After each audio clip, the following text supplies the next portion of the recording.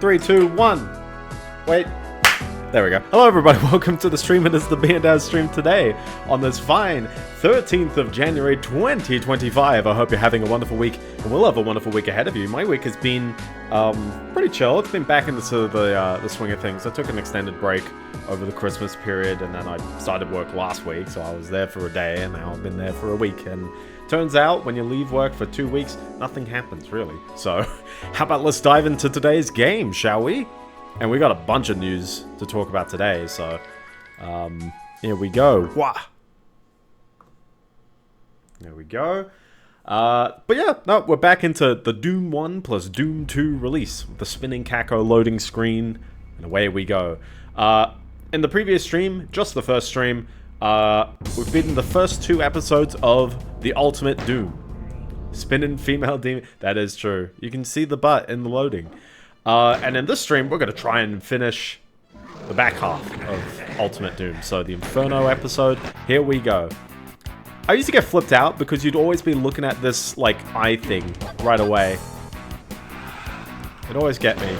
But yeah, episode 3, it starts kind of like all the other episodes. And in fact, I'd probably say, also hi, but I'd probably say episode 3 is the weakest of the episodes. I just feel like it doesn't have, like, the most fun levels. I don't know.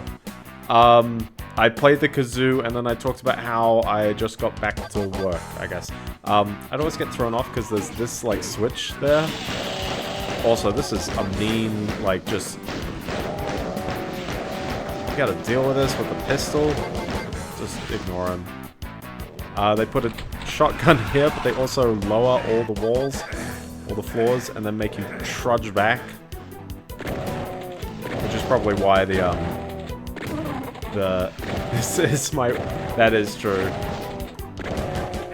Ow. I'm very unwise walking into the attack and taking all the damage. This is blood, I believe. Looks like a switch, but it's not. Oh yeah, I forgot there is like a cheeky wall at the end, which I can't go into now. But just trust me, there was a cheeky wall. Or do we just start it again and show the cheeky wall? Don't give you enough ammo. This is the story of it. True. But yeah, no, this week's been pretty, well, I say it's been chill, but it's the most exciting time of the year. It's like Christmas for computer tech announcements, and not the tech itself. That is the Consumer Electronics Show in Vegas. Happens basically at the beginning of every year. And we got the big hardware announcements from the big 3. It's always 3 for some reason. People seem to, like, immediately think that they only buy products from Nvidia, AMD, or Intel. And in a lot of people's cases, not Intel anymore. The Holy Trinity, exactly. But you'd be surprised at how many other companies announce stuff that I don't have as many news for. Because we're going to talk about the important ones in terms of buyer's guide, I guess. Because people don't really buy, like, Realtek network adapters. They buy products that have Realtek network adapters. And when they show it off, it's a lot harder to, you know, understand the impact of a part's performance as opposed to the one at the whole. Yeah, oh yeah, this level is brutal on ammo. And then I'd always get so caught out on the second level. Like, hold on, legit, like, what are you expecting back here? That's right, like, so many imps. So many. We gotta go back to punching to get through them. And it's only really a problem in ultra violence on this level. I'm just gonna kill him. I don't care. I don't care, guys. Sorry. I'm gonna put some back here. Maybe I do care. But I am gonna need it for the next level. Like, there you go. I hope you're happy. I got a lot of the kills. There were a couple of extra pinkies chilling in the little hidden secret. So, short level. It's nothing really too much going on, but Slough of Despair. This is where we start getting some real, like, cheeky stuff. We got these, like, every enemy going on. Also, notice how there were no, like, gunners, no humans. Because the humans always drop, like, you know, clips and other ammo. The pinkies don't. The pinkies don't. So you're always caught out if you're not fighting like humans. And this is sort of a sign of lots of Doom levels that sort of miss the mark, and they forget that, yes, the grunts are your form of ammo and sort of your respite. You need the grunts in order to, one, provide a little bit of cannon fodder and it makes it a bit more fun, and two, to provide you your ammo, because now we're back to 6 pistol ammo. And I'm not getting very far by punching that guy. Ew.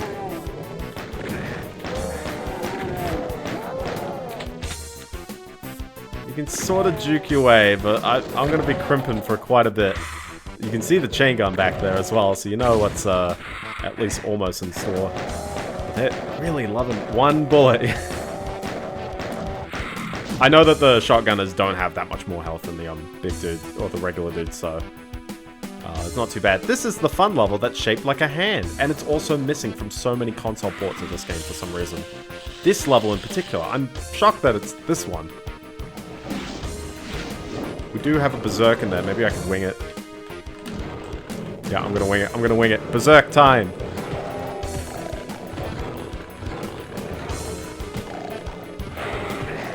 There it is.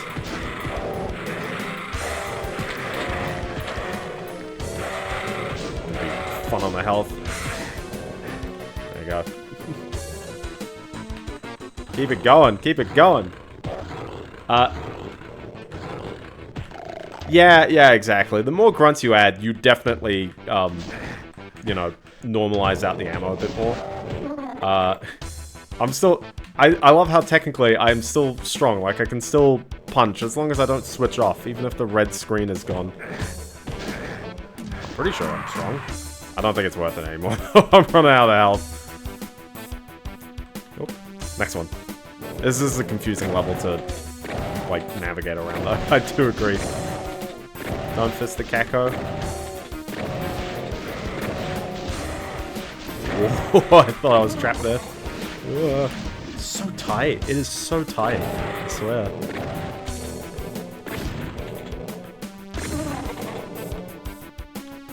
We're not really saving much ammo, are we? And I'm still hearing, like, there's dudes all over the shop. Alright. But yeah, so we'll talk about the big hardware announcements. Intel wowed the crowd by announcing that they weren't quitting graphics cards. Wowie. That people were very rumoring that they were going to give up, and I was like, they're going to give up right after they just released a, like, supposedly well-selling product? Like, they were definitely going, yeah, we're still alive.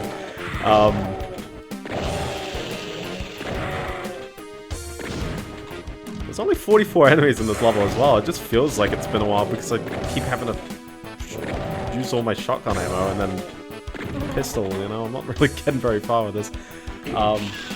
This was Intel, so their Battle Mage graphics card, they released the B580 at the end of last year, like December 18 or something like that. Interestingly, I think, sorry, yeah, B580? Yeah, that's what it is. And then there's a B7 570 coming out pretty soon as well, which is just going to be a slightly stripped down version of that. So nothing really too fancy there. I wish I could get these, oh, given that there's little, like, health things, I think these do drop down somewhere, somehow. There you go. Just had to stand on the arrow. And I think they expected that wall to be a bit more, B-17 bomber. Yeah, exactly. They're still sort of on the market. They're a bit hard to find. You see, it's shaped like a hand. They're a little bit hard to find. Oh, yeah, I love walking here and it's like, ah, yes. This is the not the best weapon to use for this. I will just let them chill for a bit while they just hit each other, I guess. But yeah, I wasn't quite expecting the next graphics cards to come out. The rumor mill hasn't really been too kind to them. That's a bit cruel, isn't it? like how there's not much ammo still. You know, like how there's specters back here. Like, oh my gosh, guys, come off. Seriously, they're all over the shop. Oh wait, no, I think those are the old guys. And again, that's most of the enemies in the level. Ooh, what happens when you follow the arrow? You're rewarded.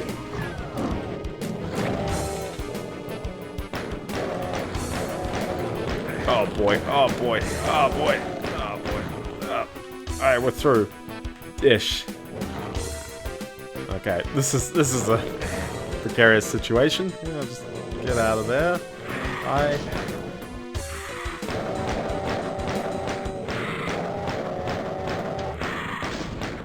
I'm trying to... Let's figure out how to get that chain going, because I don't... Oh, hi there. Because, I mean, they're giving all of these rocket ammo. And they even gave plasma ammo. There has to be a way to get this.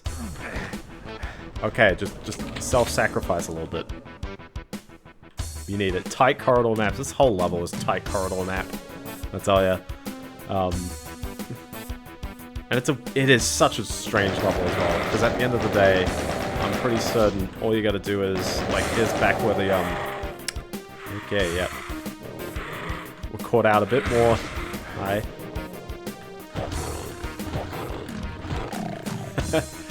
We're still tight corridored.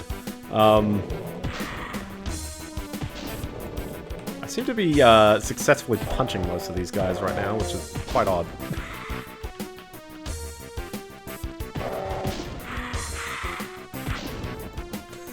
I don't know how, but the punching seems to work. My kill counter hasn't been going up that fast.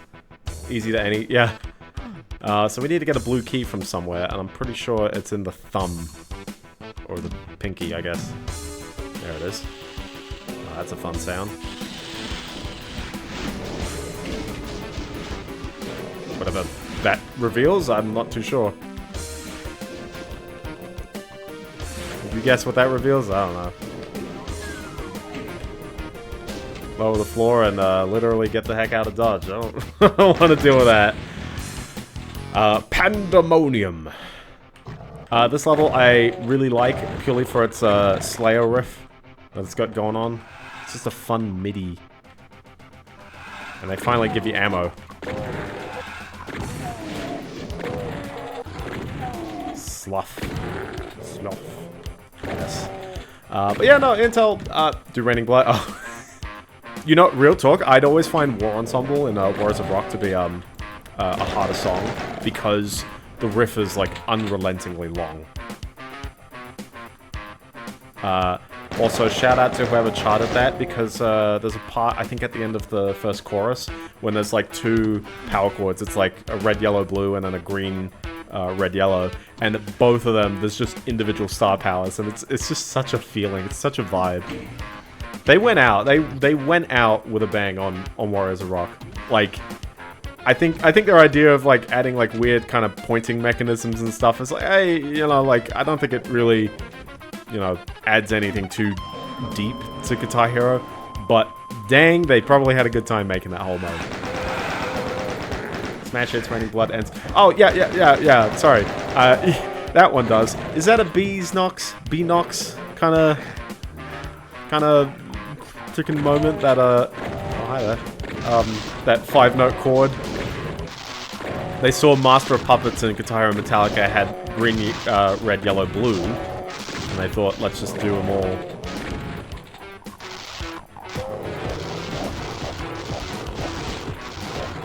This is really sluggish, ain't it? Oh boy.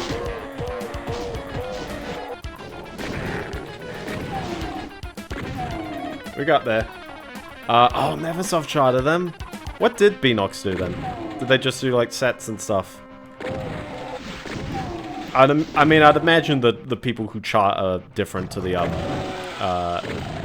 different to all the other developers as well, because you don't need all of them. I hope you like your rotating room and your slightly trippy water on the ceiling. They developed the game. Yeah, okay, yeah. Who developed Van Halen? Is that in-house Neversoft? Who knows? Point is, I miss him.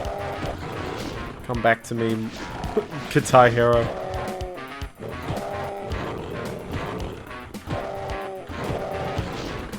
back to pretty obscure studio.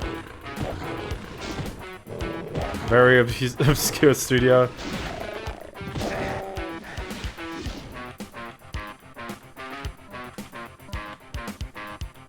The face wall. Gotta love it. Alright. Kako wandered around here somewhere. There he is. Underground development. Oh, underground. It was them the whole time. So for reference, the layout of this level is literally, it's just a bunch of hallways. There's lots of places, like where I went, didn't connect to anything in particular. Technically their only game. Oh, rip being a studio and your only game is Guitar Hero Van Halen. The one that was literally a pre-order bonus, was it not? Wasn't it a bit... Like, various stores were using Guitar Hero Van Halen as a pre-order bonus for Guitar Hero 5, which was a very interesting release. It was either that, or it was like a full Soundgarden album that came out that year. Different name, a dozen... Ah, okay. Yes. So I've wandered into this room already.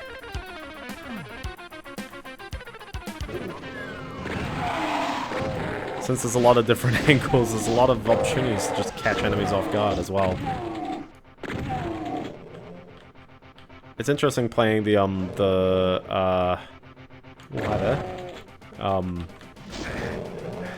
Saturn version of Hexen, which I'm developing now. I finally did it, I locked it in.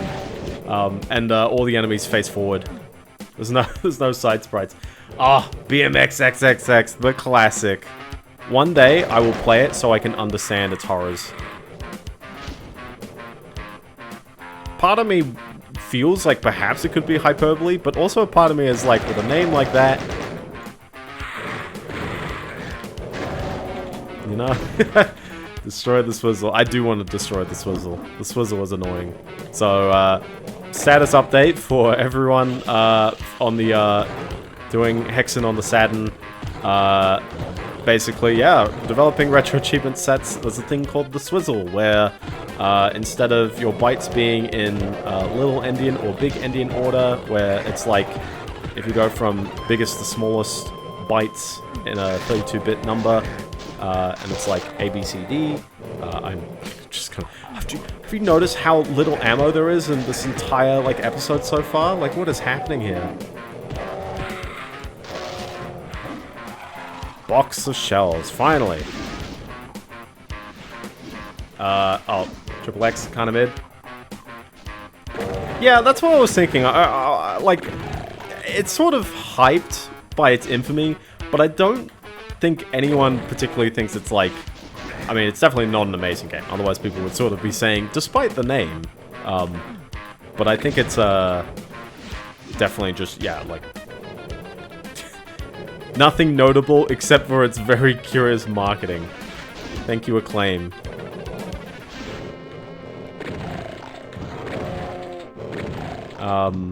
But yeah, yeah, so instead of your bytes being in order of A, B, C, D, or sometimes D, C, B, A, a lot of consoles will do the bytes in the opposite order. The swizzled emulators, because technically in memory, they actually work on things in 16-bit kind of ranges, and technically they're inverted. So it's like little endian within the 16 bits, but big endian for the whole 32-bit number. And that means you get some weird stuff, like your bytes are now in the order of C, D, A, B.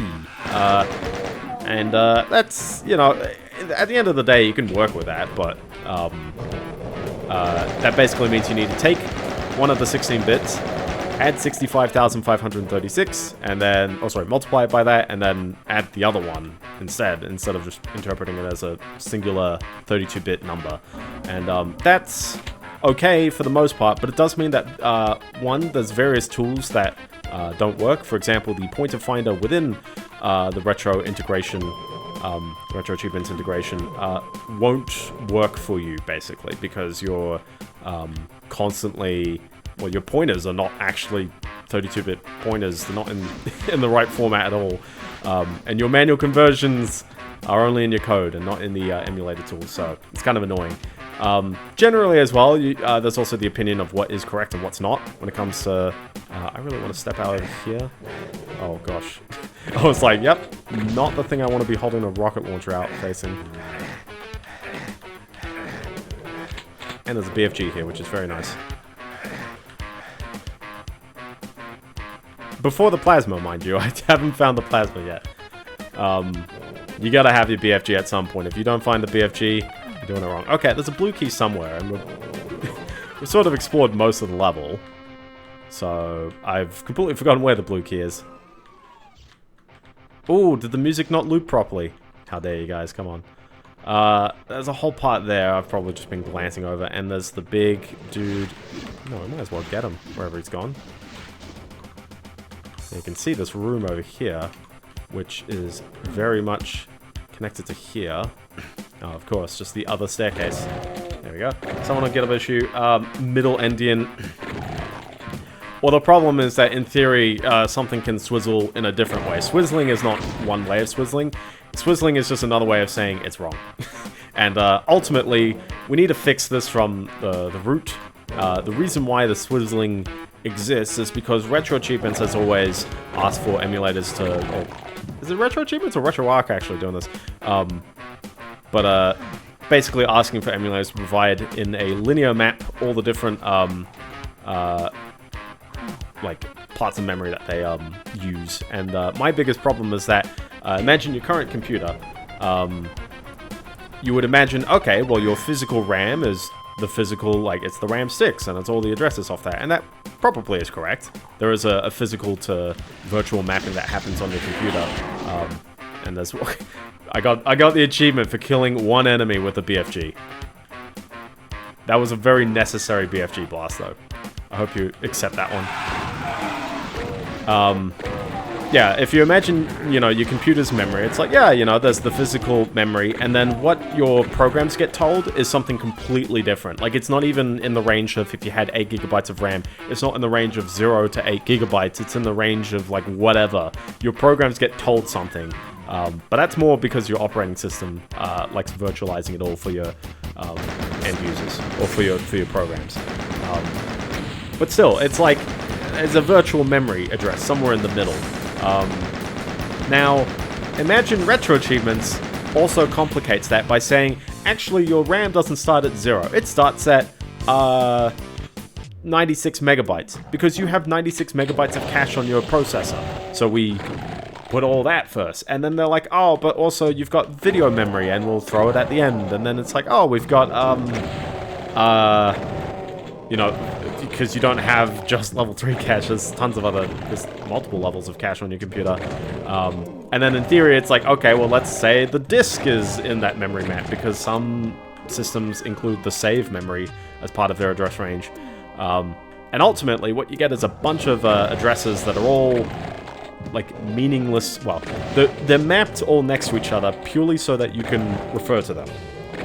But the actual number that you are seeing is entirely core dependent, and it's sort of convention that multiple cores from the same system map the memory the same way, because then otherwise they're incompatible. You have to write stuff for one emulator and not the others. That's not fun. So ultimately, though, the biggest problem is that it's because Retro Achievements, the API that they need to interact with requires all memory to be addressable, like in one address form, and they don't actually specify regions. And I think that's probably where the biggest, like, thing we need to, I guess, well, I say we need to fix, but it's a lot of work. It's non-trivial to get that happening, to get that fixed. And also, yeah, you've got to deal with the compatibility of all of these old sets, and all of these emulators are all referring to it this way. And there's probably a more ideal way, but do you want to change that? Do you want to change everything to work with that? So, short term is, we get the swizzle, like, being less of a problem, because we know every Saturn set and every Mega Drive set, for the most part, is actually made with the swizzle in mind. You can definitely automate getting, you know, past it for a lot of games if they don't use, like, for example, I literally used the Barney Adventure, Barney the Dinosaur Adventure on the Mega Drive as an example game, and I cannot see any pointers at all. I don't see it doing any 32-bit numbers. So automatically converting it into an unswizzled format is super duper trivial for that one. This is a fun room because the ceiling comes down to crush you. And they made the ceiling very, very, very high just so you wouldn't see that there is indeed a limit to these things, and they're kind of scrolling down in a weird way. But yeah, if you were to jump down, why? You know? Pointers are hard to unswizzle. Well, they're not impossible to unswizzle. Like, if you're doing it in code, it's pretty straightforward as well. But yeah, the problem is just that you need to... I don't know why this switch isn't doing its due. And you know exactly what was happening there, but... we need a fun linear map, you know? Just like this. But yeah, really all you need with the tool is to specify like how it reads addresses as if they were memory, and then bonus points if you could memory map. Because the other thing with the pointer finder is that it sort of works when there's offsets. Like, because usually when you're looking for a pointer, it's going to have the same offset. So, so the offset is basically like where the pointer's looking at and where the data you're actually looking for is. In theory, since that the memory in retro achievements is not at all the memory space in the actual program. For example, lots of all DS games start, I think, 2 megabytes or so. Not 2 megabytes, but it's some number. If you just slap OX02 at the beginning of your address, that's a lot of the working RAM for the DS. And so it's like, in theory, everything has an offset that kind of matches that. So it's not an issue for the pointer finder, but it's a bit weird because in your code, you're going to have to account for this offset all the time. And it's like, it's not there like in the game space. And so if you knew that the stuff is in working RAM, why do I need to constantly keep adding an offset all the time? I would prefer to just say I'm looking at the working RAM and that's the address I see. And just write your retro achievements working in the virtual space the whole time. That's the ideal route. Again, non-trivial. If we could redesign retro achievements from the ground up with infinite time and zero developer backlash or churn, because refactoring is always painful if it involves user... Yeah, exactly. So that's why it's like, this is an idyllic kind of proposition. So the best we can do is try to make it easier for the developers. I like this kind of shape going on here as well. Yeah, they don't loop the audio tracks the best way on this. I don't know why. Yeah. So the thing that I'm looking for the Hexen game right now is we're trying to get some of the main structures. So in particular, player position. Try to see as well if we can get enemy data, because then that can allow me to do certain achievements like kill so many enemies on this map, because then I know you're not rushing through. I also know if there's more enemies spawning on the map. There's probably some more particular info as well, because enemies are persisted to the save data. Potentially. It needs to... I don't expect to make anything that big. I think it may be something kind of small and neat and contained. It's a cheeky little room, by the way. But hey, if it works, I'd contribute. I'd write something in.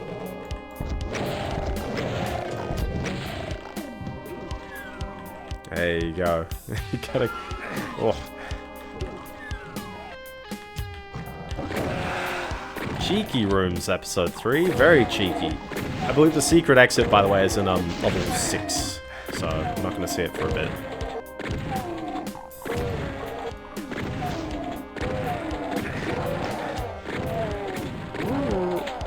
But yeah, so back to CES. Intel announced nothing.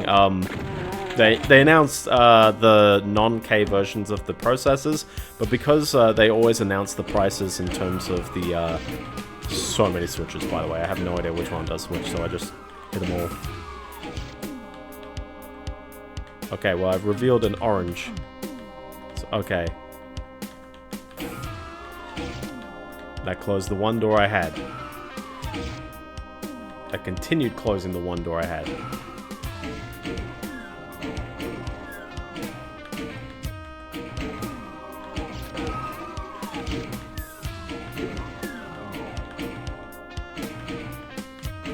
think I've opened every door now. Okay. I'm trying to just listen out for the door opening sound because it's different from the closing one. I was like, what's going on here? They still close anyways. What? Coming out of the walls. 140 enemies on this level, and yet spending less time than the other ones. Everyone likes a good old epic maze. Hi there, invincibility. It'd be nice if I had a chainsaw, you know.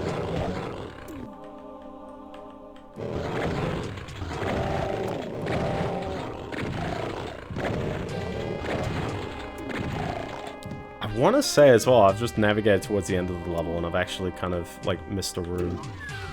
Oh no. That's for this red key. Which is very hard to see exactly where the red key goes. Okay, doesn't matter anymore. The walls have eyes. A lot of the walls have eyes. So I think we now just back out all the way. Because there was a door... the red key goes in the square hole. And this like jump scare part right here. But yeah, so the non-K versions of the processors, which are basically the same as the ones they already released, but slightly worse binned, so they may not achieve the same clocks. And out of the box, they always advertise that they're not overclockable. But given the power usage that Intel always seems to pull, I can't dodge this Cacodemon fire as well because it's so close range. Oh my gosh. Given the high power that Intel CPUs have generally had and still have even today, the efficiency is better, but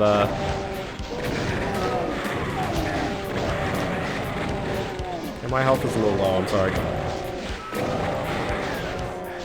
That would have been annoying if the Lost Soul got me right then and there. No, we got there. We got there. If only I had the invincibility just to like catch up through here, I swear. I got there in the end. The partial invisibility didn't even help out there. It's really not useful.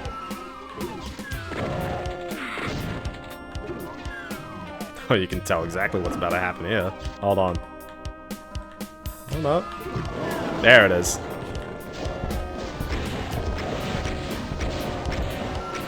I think I've played this level too much because I'm like, I see where this is going. There you go. Hey, at least you got a soul sphere and a floor that hurts you because why not? This is the end of the level as well. Just here. Is it? No. What did I pick up? Where is the end of the level? Picked up a red key ages ago, so I need to find a red key door wherever that is. Where did I find a red key door? Oh, House of Paint, that is the level. I'm not as lost in this level as I've been on other ones though, I'll tell you that. Now if you feel like the red key was near the red... Like, sorry, near the... If the door was near the key, then sure, but... House of Leaves, that is true. Paint is just French for bread. These little windows to the world, I think, are purely for show as well. I don't suppose there's... Yeah, there's not that much of a backup. Where...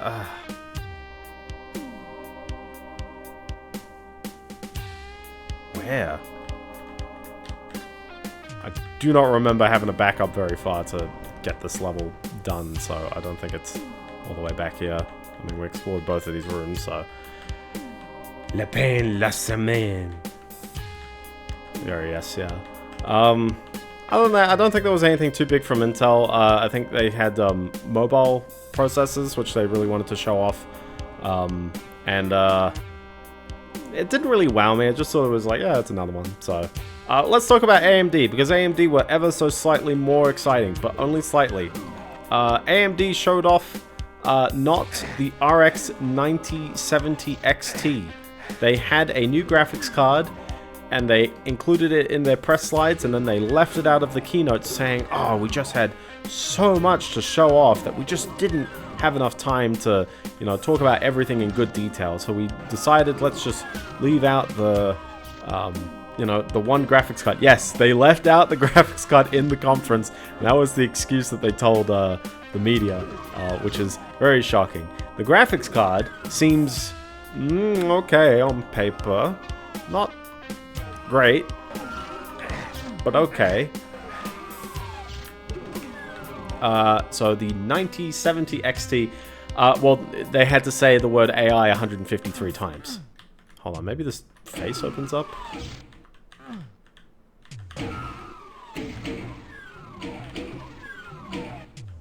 Oh my gosh, it was here the whole time. Which means I wandered over into the side area for the very reason, for the reason I expected to, which was I would have lost it. The AI fatigue, yeah. I got some thoughts on the AI stuff in a bit as well. Yeah, it's like, oh my gosh. The number of like mentions of AI and all this stuff is just through the roof. And one of the things that I really hate, and I think this is the second time AMD has done this in a conference now, which is kind of annoying, is that they basically showed off their mobile processor, or rather they said on a slide, that their brand new mobile processor has so much performance that it beats an RTX 4090 when running this language model. How amazing is it? Is this going to trap me in here? But we got the... Hold on, I'm just going to BFG this guy. Wow, he left. He got out of there. Okay. Hi, I would like to step down. For reference, the BFG, the way it hits, by the way, this is fun. When you fire the shot, it doesn't matter where the shot hits. The damage is calculated from the user's point of view when the shot hits something. So it hits something, and then it will, like, just arbitrarily damage where you're looking. So if you want to deal damage with the BFG, just, like, you know, shoot somewhere, and then just try and, like, face hug someone. Very annoying level. I'm not the biggest fan of this one. Yeah, sarcasm, by the way. The slide did say that, by the way. I would just like to note that the raw metric that's being used to calculate AI is called trillions of operations per second, or TOPS. If you've ever heard of TOPS, it is, we took this benchmark, I hope they're all using the same benchmark, and we count the number of operations per second, and the trillions of that. Yeah, well, yeah, FLOPS is floating point operations per second, which, at least floating point operations is probably quite, like, sound as well as a metric. TOPS is a little more arbitrary, but, like, yeah, sure. I would have thought it's, like, tensor operations, but no, it's just operations. This level's kind of fun as well. It's a ring shape, and each of the corners has these, like, teleports, and every teleport will, open one of these doors, so I think I just stood on the exact same door twice. So instead, we're gonna keep stepping on up. Oh, no. Alright, yes, okay. Okay, the one I haven't stepped on actually takes you to a different room. Nope, never mind. Okay. It is a secret to everyone, though. Maybe you gotta step on it from the interacting side. I swear one of these you exit out of. Okay, I definitely teleported out of that one. There you go. This fun berserk room. There you go. But yeah, no, the reason why the little tiny mobile chip outperformed an an Nvidia GPU is because the model is larger than 24 gigabytes of memory. It can't run on a 4090, but it can run on an A6000, and absolutely crushes it. Or an AIDA 6000. Actually, it also runs on an A6000. Like, as you've literally just arbitrarily picked a scenario where you've memory choked.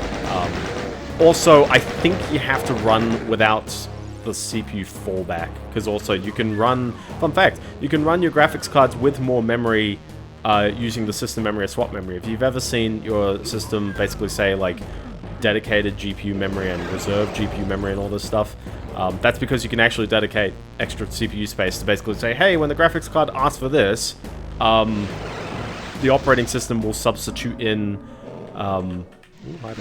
we'll substitute in the system memory. We'll do the swapping for you. So in theory, most of these AI models that do run on you know, larger networks, or can be run. But yeah, the tensor operations, or trillions of operations, because it's not tensors, that is an arbitrary metric that a lot of companies are using to say how great their product is, and it's honestly fine as a number, because that is sort of what the companies are throwing into that. I keep forgetting where I've been. I never get the right door. I never do it. Oh, I love this as well. You go to the little thing and it opens up this room. So yeah, it's a ring around the outside of this map. The teleporter doesn't help figure out the layout. All of these little crushing rooms off to the side as well. But yeah, it's a very arbitrary number, but it's like, yeah, sure, whatever. So for reference, I remember in the middle of last year, there were big talks about how to get like all these PCs, all these laptops, Copilot ready. Microsoft really wanted to push Copilot as the next big thing. And how do we get all the computers using Copilot for the AI integrations? We need them to support TOPS. We need to get at least like 40 TOPS. And AMD said, oh, we managed to get to 50. And to be fair, in a low power scenario, that's actually kind of impressive. But in practice, what is a TOP and how many TOPS do you need? Well, for reference, a 4090 has about 1800 TOPS.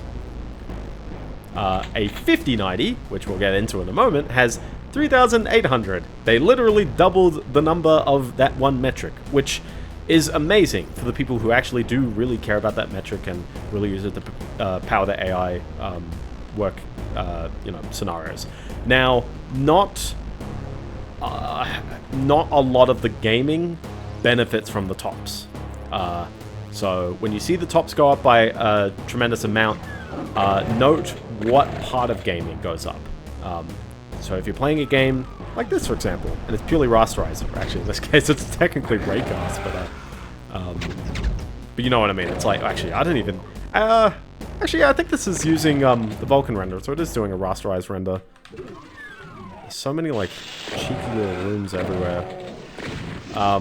Then, yeah, you're not going to get the most out of, you know, all the AI performance, all the ray tracing cores, and there's also extra tensor units that Nvidia, for some odd reason, don't list on the website. You can gather what those numbers are, but it's just curious that they listed the CUDA cores, the RT cores, and then like the TOPS, because the TOPS requires like tensors and stuff like that. Like there's more to it than that. But okay, thanks Nvidia.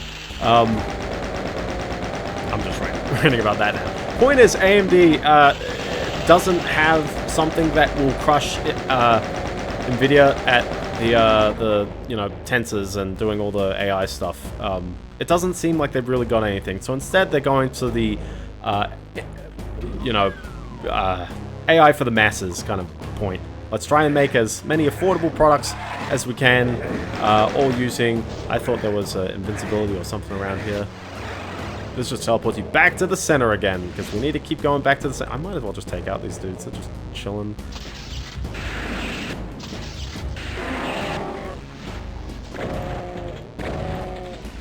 Two BFG shots and he still isn't like... Wow, did he even take any damage? I don't think he really did. Yeah. So yeah, so AI for the masses. We're gonna make... tensors. This is the end of the level, by the way. I just thought I'd note that. There's like this whole room right here. You only need one key to exit this level. There's all this stuff over here. Oh, I love this room as well, because it's like, look at this trap. Look at this absolute trap right here. Yeah, so they've got their Strix Point mobile processors, which actually look pretty neat just for regular compute. They announced the 9950 X3D and the 9900 X3D. These are similar to the last generation X3Ds, where they had the, you know, like the 8-core, which is the one everyone gets. They have a 12 and a 16-core version with the X3D, kind of 3D cache, more cache. Games run nice, except, again, like the last gen ones, they only have cache on the half the cores. And that kind of means that you're not really getting any more benefit than just getting the 8-core, unless you do use 16-core workloads. The big problem that the extra cache cores used to have was that they struggled with high voltages, and so they generally didn't clock quite as well as the regular cores. And so that led to some weird scenarios where the 7800 X3D was amazing in games and other things that benefited from the cache, but not in certain workloads where it would just do slightly worse. Not tremendously worse, but just slightly worse. Spawn behind me? No. Seems to be solved now. Yeah, a little anticlimactic. The big thing is that we're all looking for the graphics card release. Processors are amazing right now. Like, the 9800 X3D is a great processor. If it's for a good price, go for it. But even all the X3D stuff is great for the games. Gamers love it. And even just things in general, like the fact that we've got 16-core processors coming out of the wazoo, 24-core processors, like, for raw compute, Arrow Lake is actually pretty neat for what it does. The memory latency is not good for games, though, and that's why a lot of people have been very mid on it. It's because people care about the games. When you take like arbitrary, I'd totally assist, because I've helped out with parts buying for other mates, and a lot of mates, honestly, it's like, yeah, like the productivity stuff, is good enough. A lot of people are like, yeah, like my 6-core, or even my 14-core, if you're doing the Intel's i5s, they've got enough like raw horsepower that like a lot of people are pretty fine with what they are for productivity. So you only really need like the best single cores for games, and then it's a trade-off. The text. There's text. Where? I don't believe there's any like wall textures. The walls? No, I don't think there's any wall textures that have text in this game. I'm scrounging around, I don't see any. Oh, I opened this one. There's another enemy chilling in there. The red sign. Is it out here? A red sign? I don't remember seeing a red sign. I think that might have been in passing. I'm very certain there's no walls. Oh, that! I don't know, that's moon runes. Sorry, I thought... Oh, I see what you mean. But yeah, no, that's, I don't know. It's like how in Quake all the nail guns have the 9 Inch Nails logo. If you know, you know. Ooh, throwing some Hebrew in my game. Oh my gosh, which one? I'm pretty certain it's the bottom, it's the southwest one. Nope, it's the northwest one. Yeah, it's the northwest one. Sorry, every time. The exit was back here. Did you like that, by the way? Did you just see that? Hold on, I really want to demonstrate that again, because that was kind of tremendous. 10 secrets, by the way. But I love how this wall, it's like, you look at the line on the way back, they didn't scroll it right. Shame, guys, shame. Anyways, let's get the heck out of this level, because it takes our sweet time. Mount Erebus. I like this level. It's got, like, just the most iconic wall texture in the world. Like, what am I looking at here? And it's a very curious level as well, because, like, hold on, like, you've got this lava, which, if you're fast enough, you don't take damage on it. But it's also got, like, all these, like, little buildings that you go into, and this is a concept that you'll see a lot more in various Doom 2 levels. It's kind of outdoor with the buildings design.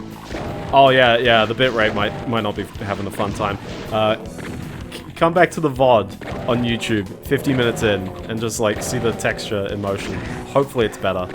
Because, I upload to YouTube with a 10 kilobit, 10 kilobit? 10 megabit bitrate, but Twitch forces 6. Also, YouTube Live forces 6, so there's no reason to switch just for the bitrate.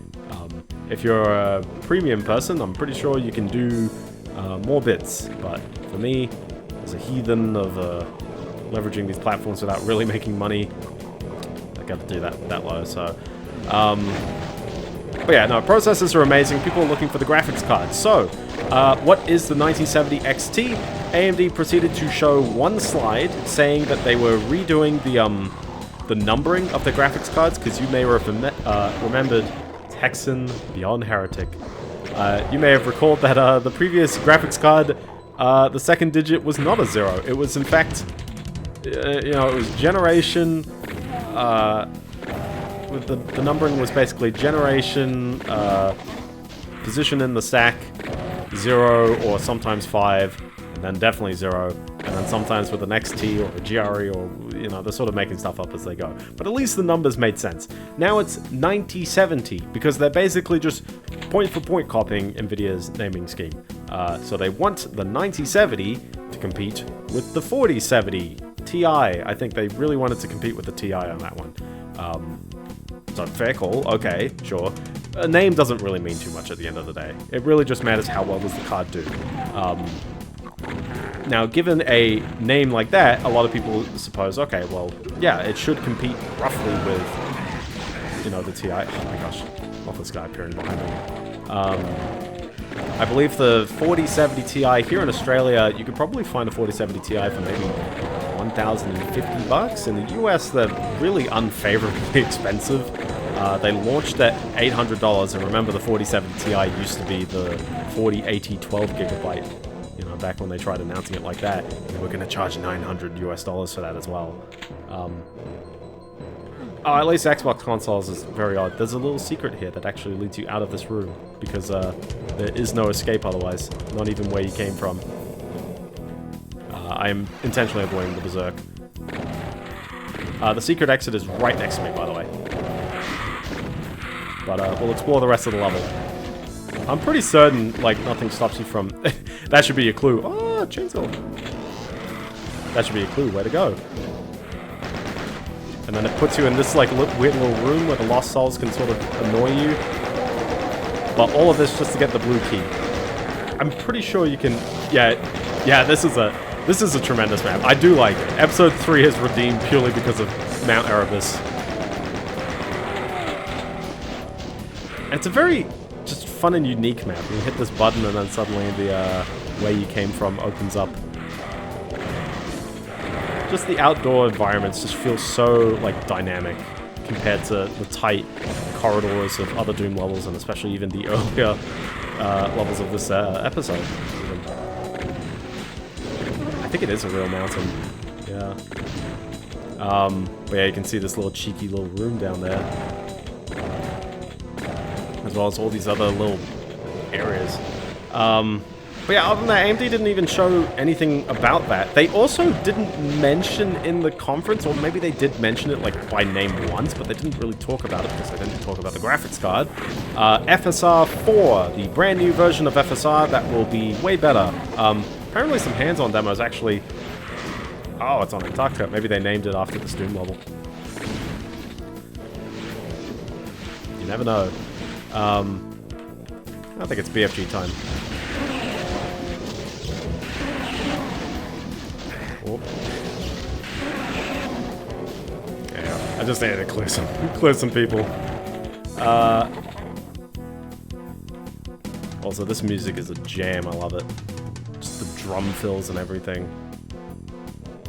So yeah, okay. What's a room I haven't gone into? There's this little room over here. That's a fun sound to hear. And that's a fun way to exit. Just immediately stand on a teleporter and get the heck out of Dodge. It's on the back of the building as well. That's fun. But yeah, FSR 4, the hands-on demos, actually, people were very impressed by it. They really did like the quality of the visuals. And I think upscalers, people have warmed up to a bit more over time. There's a general feeling that anything involving AI stuff is... there's two things. One, it will look duty because you're just approximating stuff. And number two, game developers are lazy because their games are unoptimized and they're relying on upscalers and stuff like that. I would definitely say, the second point. Greetings, Blub. Greetings. We're talking about FSR and other upscaling, and then I'll dive into Nvidia hardware, and we've got some nice talks about that because that's coming out very soon. Yeah, Nvidia's selling us fake frames. Yes, dude, they're selling you fake upscaling. They made a big point, Nvidia, in their conference as well, that with I might as well just name drop it. So Nvidia's announced DLSS multi-frame gen. It's an extra piece of technology that fortunately is a drop-in replacement. So games don't need to support it if they already support regular frame gen.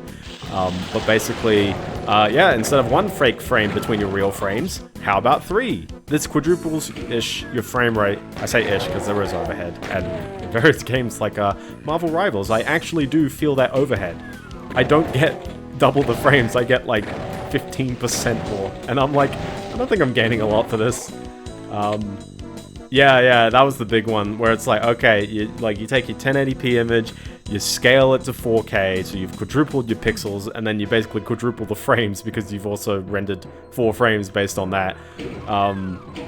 Now, in theory, they're all, like, separate networks, and so it's not the worst, in my mind, to have, like, different networks bouncing off each other like that. It's not the worst. But obviously, a fake frame is going to invent details that real frames may not have necessarily seen. You are approximating, and as best as we can, you know, rely on approximations, I think we're at the end of the level as well, so I think the level ends in a very curious way. There's tons of these environmental suits, so... but yeah, it ends by, like, going into this, like, maze here, and then we did that room. Maybe it doesn't end. No, there's a separate maze somewhere. Yeah, the one catch with fake frames is that, it's more time between input, unless it's guessing your input. But yeah, if they're not generated by the game, then yeah, in theory, they're separate. I think a good example as well, get that Stable Diffusion Doom example. I know we had Minecraft as well, but the Doom one is probably a better example, just because it works better. Ooh, there's invuln as well, so keep a mental note. Keep that invuln right there, but if you wander through here and use your blue key, this is where the level ends. This weird little room here, okay? So, how do we do this? How do we get the secret exit? Grab the invuln. You could technically do this without the invuln, but I think the invuln helps a ton. You want to run into this room with the split staircase and the bit here. Turn around, you'll notice there's a little door down there. You want to use the quick save. You use your rocket to basically fall into this area.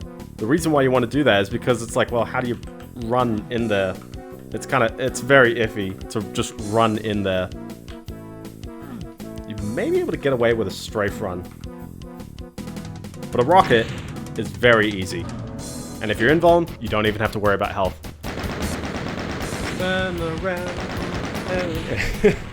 That is such a fun secret exit, and by the way, that may be the first instance of rocket jumping. It's not really a jump-ish. Well, it sort of is a jump. But, yeah, no, legit, that's it. Oh, hang on. Hold on, I've seen this already. There's 84 enemies in this level this time. Hey, at least it's more of a secret level than the episode 2 one. And at least I have rockets. Dude, if you think these secret levels are recycles, wait until you see the Doom 2 secret levels. There you go, now I can show you this secret room that I accidentally missed out on. It was there on the other level as well. I do hate this floor though. Because it's like, what do you do? There's nothing there, there's nothing to see.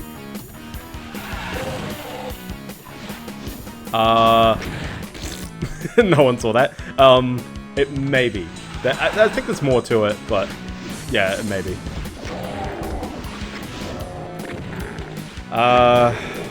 So yeah, so AMD don't have they do have singular fake frame generator, but they don't have multi-fake frame generator. So nice things about DLSS 4 as well, DLSS 4 by the way, not FSR 4, because I don't know it. I don't have an AMD GPU. Actually, we'll stick with AMD GPU. FSR 4 seems to be exclusive to the new AMD GPU. They said specifically the 9070 series, so we're not sure if that applies to a 9060, or whether it applies to a 9070 non-XT, or whatever. Mad manufacturers. Yeah, okay. Yeah, there's definitely a lot of crutch. I'm generally of the opinion of we need to get into a stage where the AI-generated stuff actually looks good. Because we've been, what, 8 years into RTX? The ray tracing being on consumer-capable hardware? Ready for the bait? Oh, you got baited. This level keeps going. You've got to fight a cyber demon. Good luck. We get to... well, actually, you don't have to beat the cyber demon, but you might as well. A solid rocket to the face will kill me immediately. But using the BFG in a very, like, smooth way... I would really like to just kill him in one shot with a BFG. Thank you. There you go. Some smooth BFG usage will get him out of the way real quick. And then, I picked up a keycard, but, why did I pick up a keycard? Well, I might as well run with the invuln. Skybox is unaffected by the invuln. Oh, hi there.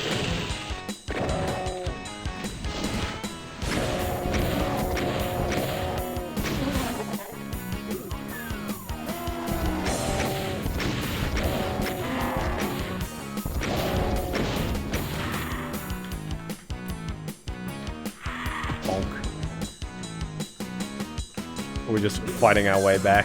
I think we are. And every room has opened up and it's just enemies all over the shop. Hey look, another invuln. That's fun. But yeah, other than that though, nothing about the 9070 XT. No price and no date. The running theory was that, I mean, they should have had the date anyways. It is a neat level, so props to whoever made this one. I wonder if it's actually the exact same person who did the, the episode 1 level as well.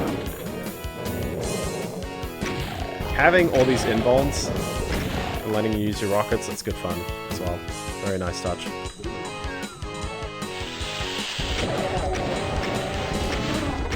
Would have been nice if the first level was just this though.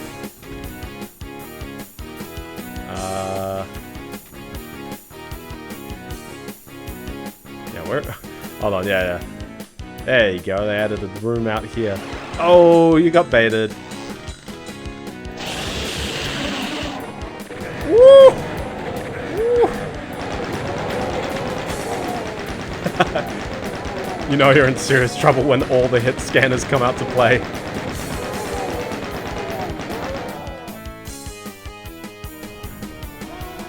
Oh, hi there. I mean, if you're not running at this guy. True. Wow, hi! Who's your favorite enemy? There we go. Okay, we're good. We're good. Dude, if they're cheeky, they'd add like little health power-ups in all these little side rooms, but I don't think they did. Oh, I picked up a red key card. Now what? We go back to where there's a red door? Oh. This magical switch. Do you like how there's technically a door right here? Because there was a switch like here for reference as well. Doom actually doesn't like care that a wall is directly in front of you. It cares that the wall is directly in front of you on the 2D layer. So that means that when they program a button on the switch here, I can interact with it. It's then the next door, which I was technically interacting with. Or not interacting with, yeah. Limbo. Oh, mean start right there. This level's a classic of basically every console port of this game. And it's also got, like, a very different, like, song, because it's not metal. And also they added cactus behind the start, because why not? But I like how we've gone from no ammo to all the ammo, apparently. This level is fun. It's a bunch of rooms, and for some reason it says there's only 38 enemies, and I don't believe that's real. I actually wonder if there's, like, a kill counter in the game. Bit thirsty? Crack open a cold one with the boys, yeah! But yeah, no price, no date from AMD. We're theorizing that they didn't want to have the price because they wanted to compete with Nvidia, but they also still haven't announced the price. So we're sort of speculating.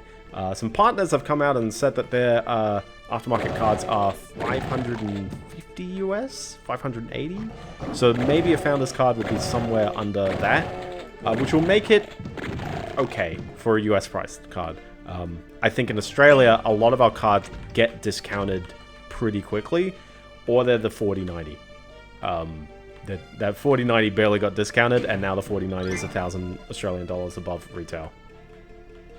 So, yeah, rip buying a 4090. But for the most part, like, yeah, like, it's okay price. But competing against a 4070 Ti is a curious point, because here comes Nvidia.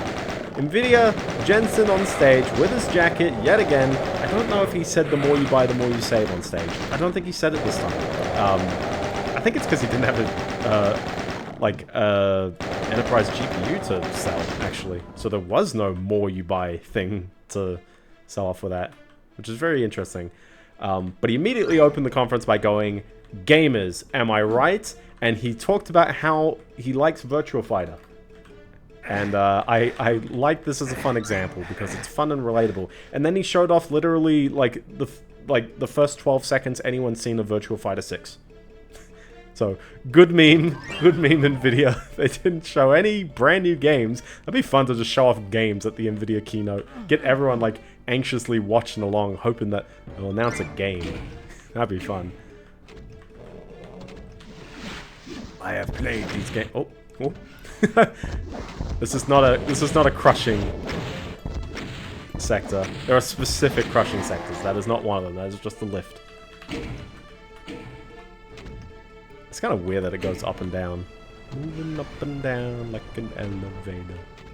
But yeah, you'll find lots of these little rooms that probably have teleporters in them. But they require all these different keys. This is a cheeky room because they hid the cacos in the walls. But yeah, Nvidia come out with that, and then they basically go, "Hey, you know how cool cracked open an imported strawberry and kiwi flavor Fanta? Ooh, very nice."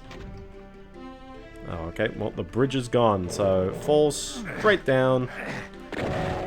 Hang out with the caco. I hope you can tell the idea that's going on here. Basically, use your environmental suit to scout out the mazes. Because we've got to have more mazes. And there's a BFG here. Step out here and you'll just be teleported, you know, here, basically. But there's way more in the other direction as well, so I'm going to keep navigating towards that.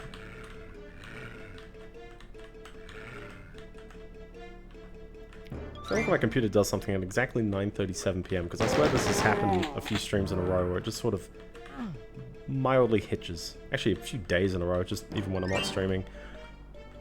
Windows has actually told me I've got it. Oh yeah, this tune, I tell ya. All for this red keycard that's chilling right here, and you need to hit that switch as well, because otherwise you will die on the inside. And there was a teleporter there, but I don't think it's showing anything in particular. That was just needed for a fun switch. Yeah, okay. But yeah, my Windows update tells me I have to reinstall Windows.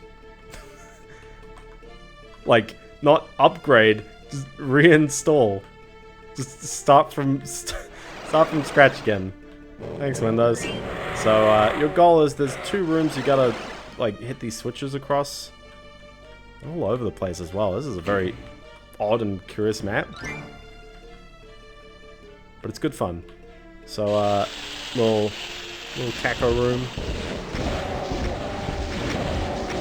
Anyways, Nvidia comes out, they talk about the gaming, and then they basically go, everyone's got a 4090, right? You buy the $1,600 US graphics card to go in your $10,000 entertainment media PC, and that's how he framed it. So part of me wants to give a benefit of the doubt, and part of me wants to, that's the wrong room.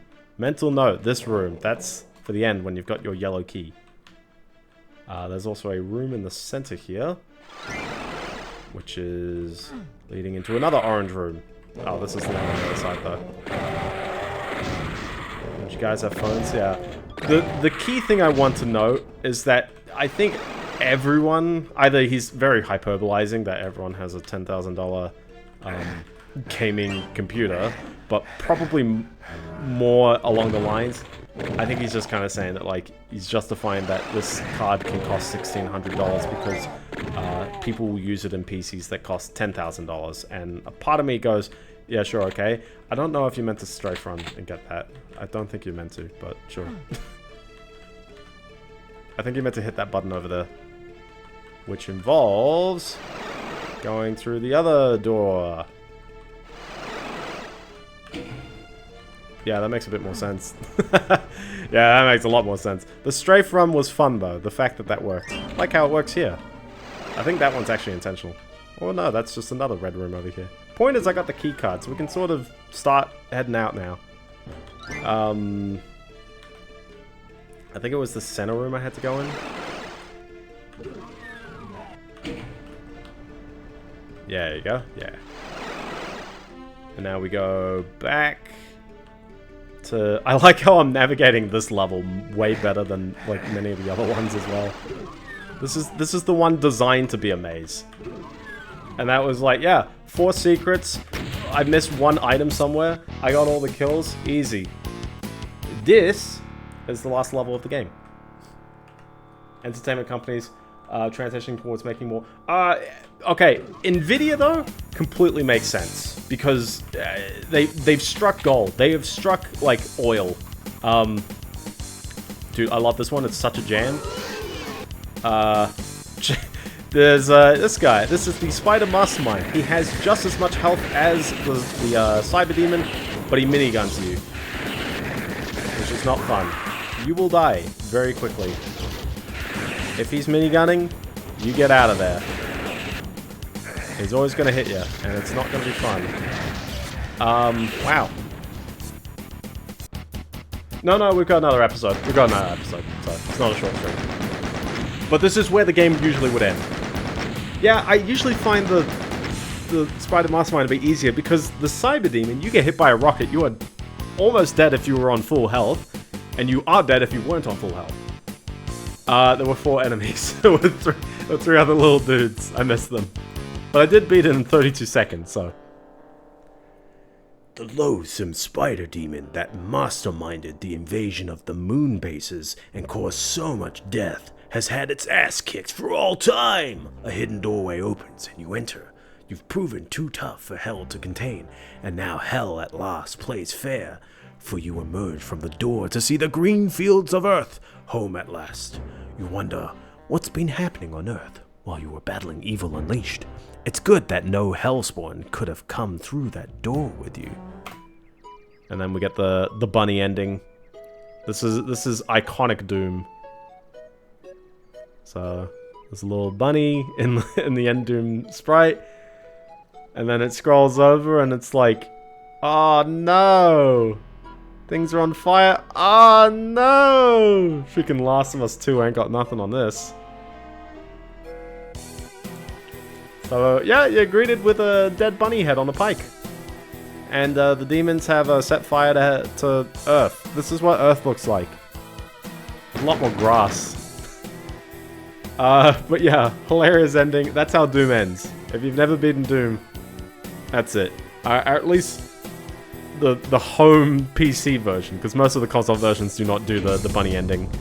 But yeah, that's episode 3. Now, in 1993, that's where Doom ended. But the idea of home modding got a bit more, I guess, involved over time. The tooling wasn't really there yet. Like, the file format was, like, fairly straightforward that people could reverse it and sort of start figuring it out. But it really wasn't, like, quite, like... The tooling was built well over time. People figured that stuff out, and then they eventually open sourced the engine and sort of, like, just described how exactly to do it.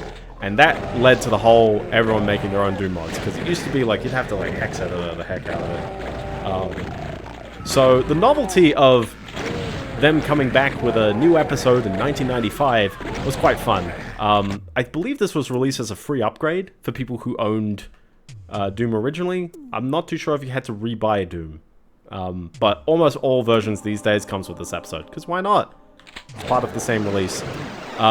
It's very brutal right off the bat. Like, at least they give you a shotgun, but... And also tons of these dudes to gain your ammo off of. But I find this level has...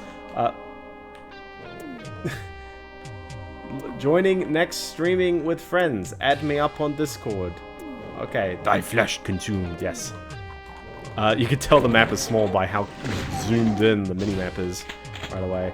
Did I really just get advertised to? Was that an ad? I appreciate the follow, but I love you too, my man. First time chatting. Everyone's gonna be a first time. Yeah, what a curious scenario. Okay. It also made me realize that the notification box covers the top left, which is only a problem on this game, but I should probably... I wanted to figure out how to make it a bit less obtrusive, so... I really want to redo my my UI elements, because they're very, like, just stock standard Streamlabs. How do the pros do it? What do they use? I'm hearing them teleport. Are they teleporting back out here? They are. That's where they were. Yeah, cheeky. And that shotgun ammo doesn't seem as... Also, yeah, it really doesn't seem as satisfactory once you have to deal with a whole barrel right here. But yeah, so released at the end of 1995 is the Ultimate Doom, featuring a bunch of levels where they basically took the learnings they had from Doom 2 and basically said, can you make Doom 1 levels fun without any of the wackiness that is in Doom 2? And the answer is, kind of. There's a lot of neat things. Just a skedaddle pass. But yeah, so anyway, Nvidia, they mentioned the 4090. Then they said, imagine if you could have... I do like Doom 2's levels a bit more. It may be a bit sacrilege. Doom Episode 1 is amazing, but I actually think Doom 2 is the more consistent experience. I really do think this level's a good fun. Also, its enemies are a bit more wild. Barons are kind of annoying every time they show up. And Doom 2 keeps the Barons on the down low a bit more. For the most part, actually, as well. Other than this, we're not going to really be playing any pure Doom 1 anymore after this as well. So all of the things that are exclusively in Doom 1, but not Doom 2, we're not really going to see much after this. They even give you a minigun right here. Oh, they're like chilling in a little like invisible room off, like, here. Nope. I'm hearing them. I don't see them. Are they just in the pit? The chasm? Oh, Doom 2 has everything that's in Doom 1, but what I mean is that, like, there's no levels going forward where they only use Doom 1 elements and not anything from Doom 2. This room is mean, by the way. Also, the amount of health they give you is very cruel. At least I have shotgun ammo. Hit that and, get out of there. There's secrets that can definitely give you some health. I have no idea where those are. I choose to ignore all of that. I believe this is the end of the level as well, so... also, they don't have an end Doom screen for this episode. Gone are the lovely maps, it's just sort of the Doom 2 whoosh. Perfect hatred. I perfectly hate this level, because this beginning part has so many enemies, and I always have so little health when I start this level. It's absolutely brutal. Grave mine. So it starts off with this kind of foyer area. We'll probably get a fair bit of infighting going on, given how many cacodemons and imps are just throwing stuff at you. Can we get it? Can we get it happening? There we go. Ouch. There we go. This is a John Romero level, so I always blame him for this. Like, it's like, oh my gosh, man, all these cacos just coming out of the woodworks.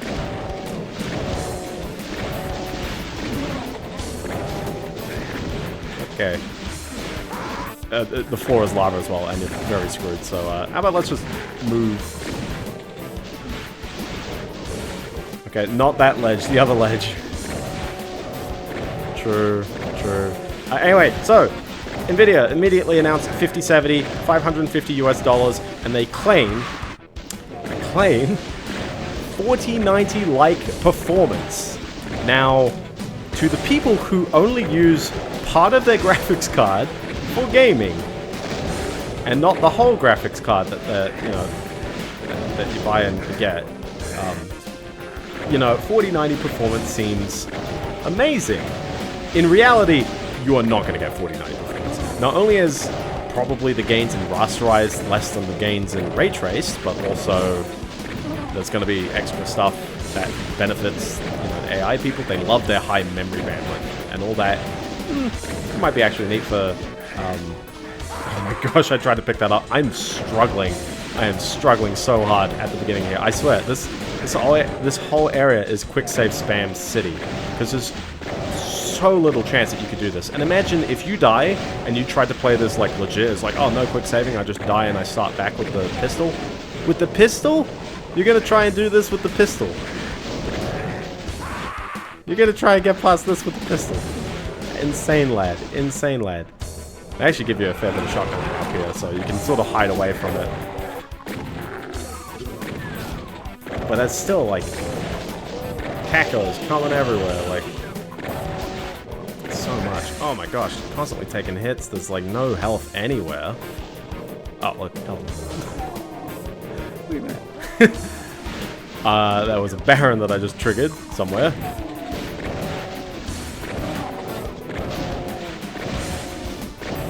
You can see a bunch of pinkies on that high ledge who don't have anything to do, but just fun to note. Oh my gosh. I think I'm meant to get a keycard as well. That's already 19 enemies as well. But again, the same rules apply of when there are no, like, grunts, you're not getting ammo.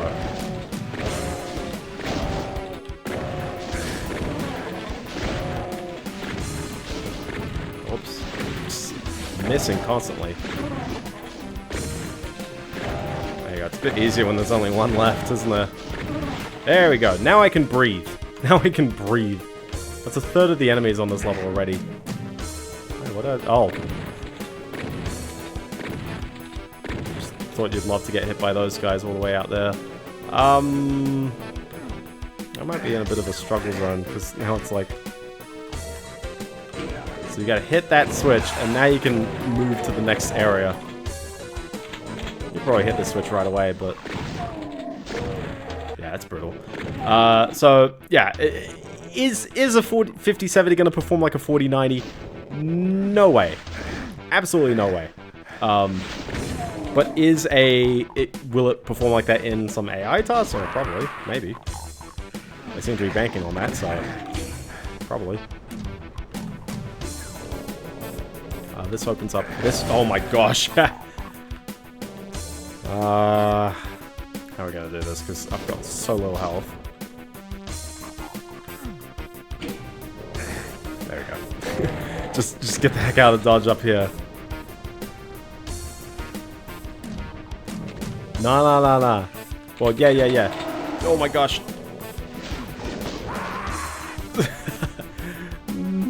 Maybe. I always struggle. I really do struggle in this. Oh my gosh.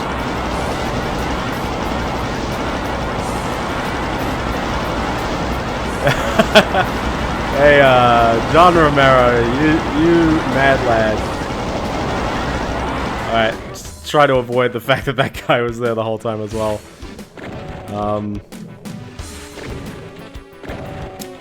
Okay. But yeah, nah, 5070 is not going to perform like a 4090 in games. Don't get your hopes up.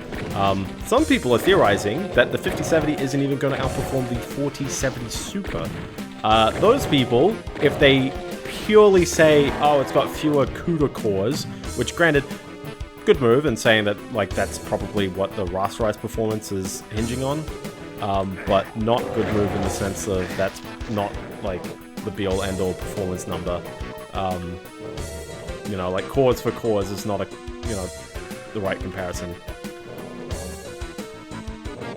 Hold on. Gotta, like, stand. There you go.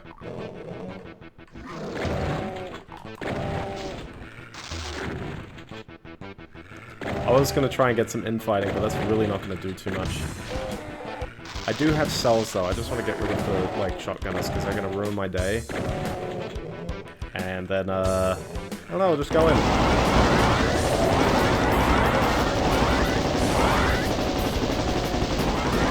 You know, that works a little better than I expected.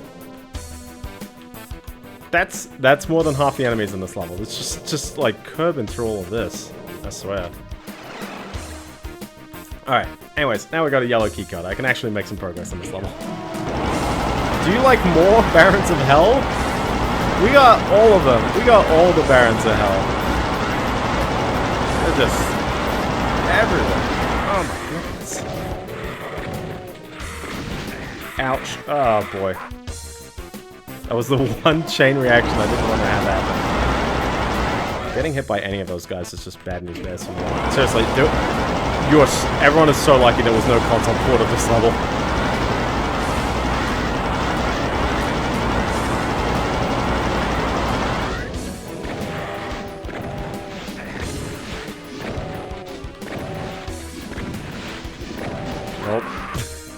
Oh my gosh. And it's so narrow and you can't do anything about it. It's just like, oh. It is pain. This level is pain. It is, as the level name says, perfect hatred. Because I perfectly hate this level. And listen, if it was like level 4, when you had items, maybe. But the fact that it's level 2...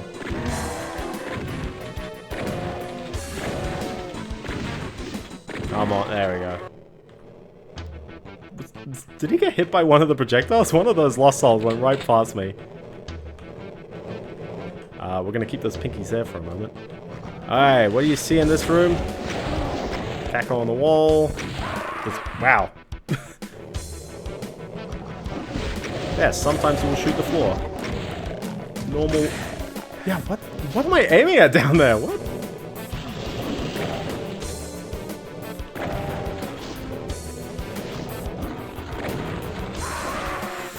Oh boy. Oh boy, John. Oh boy, John Romero. How could you?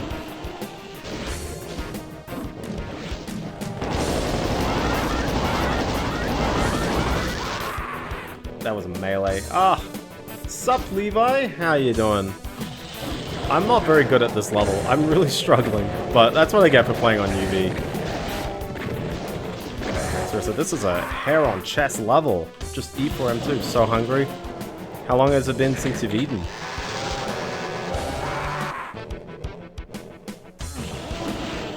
Save your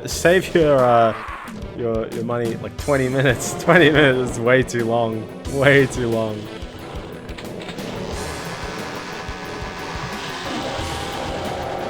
I gotta rely on this chainsaw doing the best on the cacos before any of the barons catch up to my butt. I think I just got caught in jail. Craving for some warm bread? Dude, it's been like 2 weeks in 2025 and I'm already in like 2 dozen hot cross buns. Baker's like, oh yeah. I hate it when they close like this time. I think my like closest Baker's Delight closes at like 6. I crave those hot cross buns, I'll tell ya. And yeah, it's 10 PM, yeah.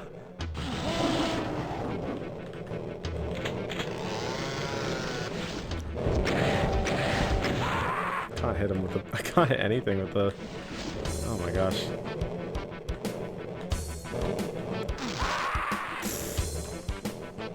Yeah. It is a chain, but they're all very, very, very smooth and, they're, however they are. I used to always be a big, like, sucker for the finger buns. The ones with the coconut icing on the top. I still am a sucker for them.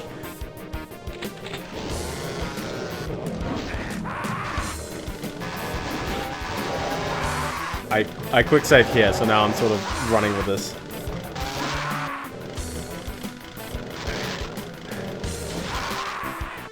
This is what we like to call a painful scenario. Just gonna die all the time. Okay, no. Get past this guy, get past him, get past him. Okay, cool.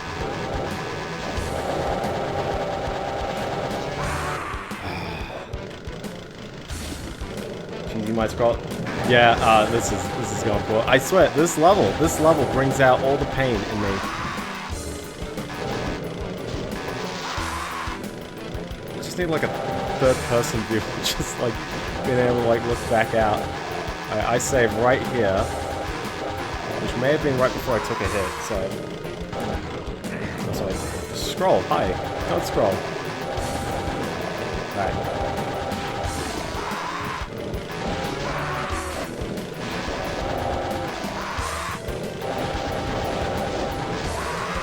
Come on, we're getting it, we're getting it, we're cheesing it, we're cheesing it. We're cheesing it like the cheesy might. Okay, we're listen, we're out of the frying pan into the fire on this. Oh, I need to freaking get through this guy and then switch to the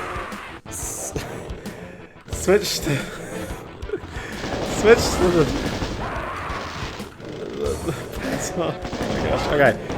Plasma up here. Just clear him out, clear him out, clear him out. Oh my gosh. Come on, do it again, do it again, do it again. John, just don't make your levels like absolutely tight as heck. Please. Okay. They chuck one more. Just up here.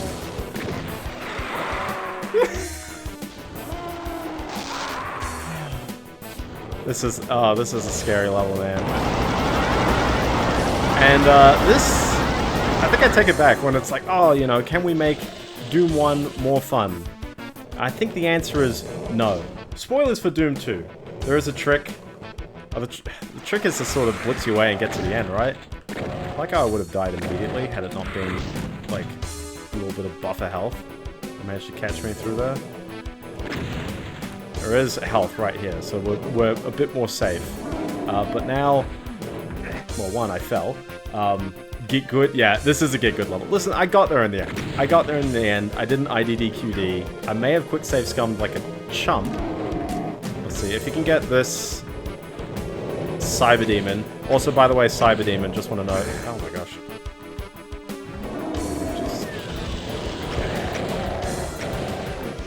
I'm continuing to struggle on this so bad. Oh, I'm so terrible with the ledges, though, I tell you. I can't run anywhere. Okay.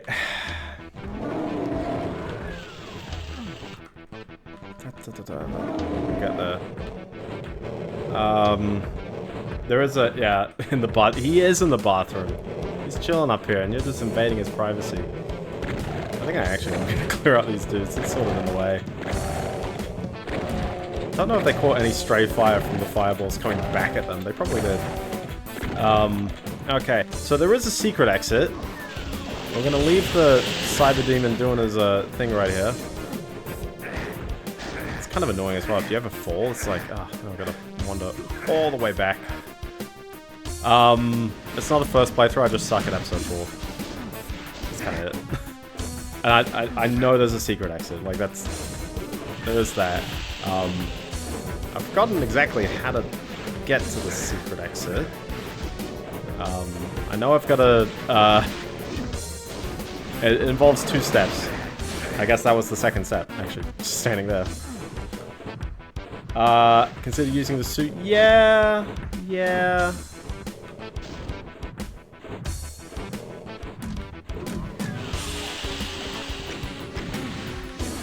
Didn't actually realize that the suit activated this bit. This basically reveals a telefrag spot and also a BFG, because why not? So the end of the level is nice if you go that way, but if you lower that wall, it lowers this wall, which leads to a secret exit. There we go. First try, no problems, absolute flex. We beat this level, no sweat. I even got 2/3 of the secrets. That's how pro I am. It's the most shocking amount of gameplay I think I will probably ever do in this whole, like, playthrough. Fear? More like fear of a actually kind of neat level. I do really like this level. This level's good fun. It does throw you in the deep end with a bunch of enemies right off the bat, but you know what? At least we've got all the weapons by the second level, so...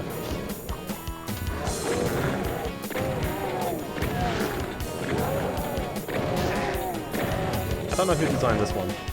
It's got a bunch of anime stuff. But yeah, okay. Now that we're past painful level, I get to finally say if I could add an F word to any movie, The Incredibles. I said freeze. That's the one. Alright, so Nvidia stuff. So, okay, so 5070, $550 US. Claims it will be like a 4090. Maybe it will in Stable Diffusion or some of the AI tasks, but do not expect it in games. And definitely do not expect it in rasterized games. A lot of people still play rasterized games. And Nvidia, as much as they like pushing for it and show absolutely no benchmarks of anything running not ray tracing, people still play rasterized games all the time. A lot of the time it's because the performance isn't quite there. I think what they're expecting is that with enough of the upscaling solutions in place, which unfortunately a lot of games don't use DLSS. Quite a bunch do, but a lot of games will just come out no DLSS, no anything. And that just means you're entirely screwed. None of this frame gen solution is going to work for you. Where's my super soup? Yeah. I haven't watched The Incredibles 2. Someone's going to yell at me for not watching that one. Or maybe someone will be. No, that's fine. You don't need to watch it. Just like how you don't need to watch Moana 2, apparently. But everyone is anyways. But people are not going to see Better Man. Robbie Williams coming to Sydney Harbour on New Year's Day, singing his songs, and Better Man has grossed like $9 million US in its first week from a $100 million budget. I just thought that was an interesting one to note. The Americans especially, but Robbie Williams is like, they don't even know him. They don't know him. It seems to be a trend of like biopics, and it just so happens that Pharrell Williams is also making a slightly odd biopic, and that's sort of, I guess, the connection I have. Did that even come out yet? I don't hate Robbie Williams. My grandparents like noticeably like don't like him. I think he's like just a bit of a like a garish kind of rock star personality when he's live, maybe in interviews. I don't know. I think that's kind of like he thinks it's his shtick, so he just keeps going. I don't know who he is off the stage. Robin Williams? True. I like this fence, by the way. Air quotes fence. But I like these like wide open areas. Ooh, hold on, let's not stand right there. I love these like wide open fight scenes that you can do. And this whole level is just designed around that. Items all over the shop. Teleports in weird places. Actually, you know what? It's probably just like E1M9 where it's a deathmatch map. Robbie Williams is one of the monkeys on the typewriter. True.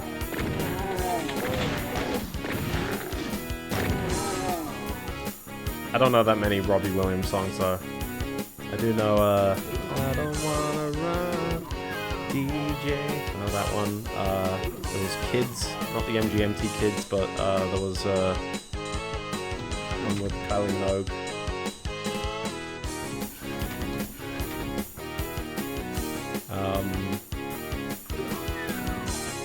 Yeah. That's that, so. Alright, 5070. 5070 Ti was also announced at $750 US, which is a bit cheaper than its Ada Lovelace alternative that came out, and I think a lot of people will actually be pretty happy about that because it is based on the same die as the 5080. Both contain the same memory. I think it's slightly clocked higher. Rick Astley biopic. True. I don't wanna feel. I keep walking out when the cacos are firing, and that's a bit of a doozy. I like how this level is nowhere near as brutal as E4M2 though. Like, the space to breathe.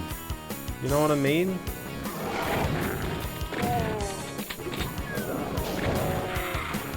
It's like curious rooms everywhere though. Never give us up.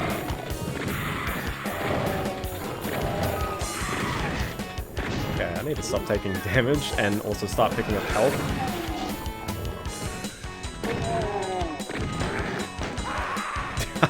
I knew I died to something stupid, and I'm glad that was it.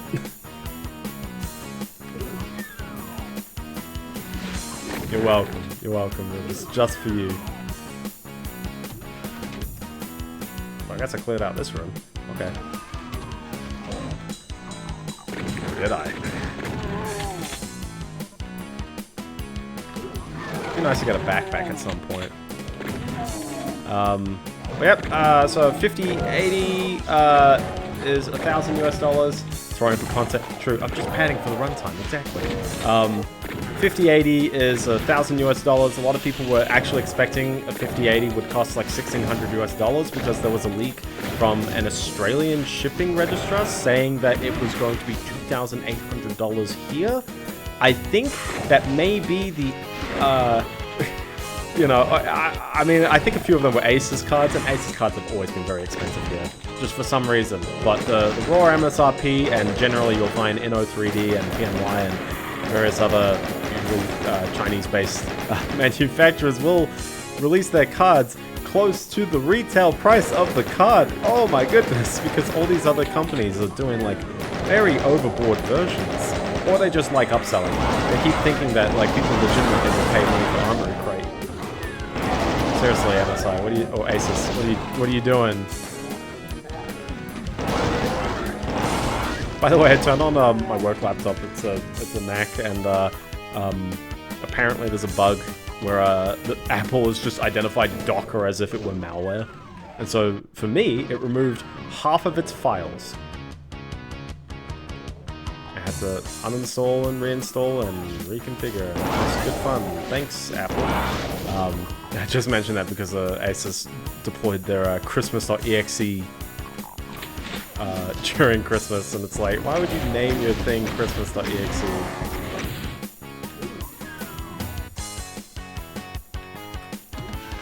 There we go. It's a bit odd. So if I drop down there, is that okay? Yeah, okay. Maybe. Does this drop down? Yeah, there you go. I was thinking. Usually the ledge that juts out, usually. Anyway, 5080, also 16 gigs of VRAM, same thing as the 5070 Ti. 5070 is still 12 gigs. And then finally, a 5090 for $2,000 US. So definitely more than the 4090 was. Yeah, $2,000 US is a lot of dollar, but you do get a 32 gigabyte VRAM card with literally 3,800 tops for the AI people, and it's going to be an absolute behemoth of a card for the people who want to use it like that.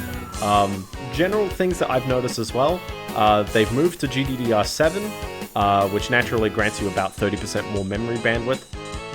You will, I generally, especially in the Pascal days, I think Nvidia's strongest suit was the fact that they had very, very high memory bandwidth support for a lot of their cards. That just made them a lot better at like 4K and 1440p at the time, but people keep thinking 4K is like, oh, it's only now becoming a thing. 4K was a thing like nearly like 12 years ago. That was a fun level. All the kills, none of the secrets. I don't know where they are. Sever the wicked. Now it's 16K. Dude, I joke about the 16K to some of my mates. This level is gnarly, and how many lost souls and stuff start off, but at least they put an invuln right here. And they also use the E3 M3 music. And it's also just lost souls. It's actually not the worst at the end of the day. If you can pick up enough pistol ammo, you can take them out, no probs. But they are everywhere. It's kind of annoying. And you'll also be unable to know that that's a switch, I think. It couldn't interact with me, so maybe it's not a switch. There were bullets right there, and I just walked right past them. Definitely quite a few enemies on this level, but at least it's, you know, more palatable. I was like, what am I getting hitched on? At least it's a bit more palatable to start off. I am totally getting hit by, like, gunners, though, wherever they are. But yeah, this is another one of those kind of, like, city levels from Doom 2 brought back into this game, which contextually doesn't make sense because I'm playing this first, but I don't mind.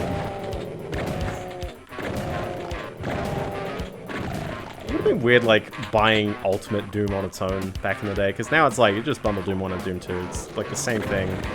Well, it's not the same thing, they got different levels, but you know what I mean? It's like, most engines just support both, because they basically are the same engine. There's some optimizations and improvements in Doom 2's engine, but for a lot of people, especially people running source ports, it's like, they're really not going to know. I think there's more side def kind of behaviors as well. So there's things that you can do in a Doom 2 level that you can't do in a Doom 1 level. A lot of these stairs as well.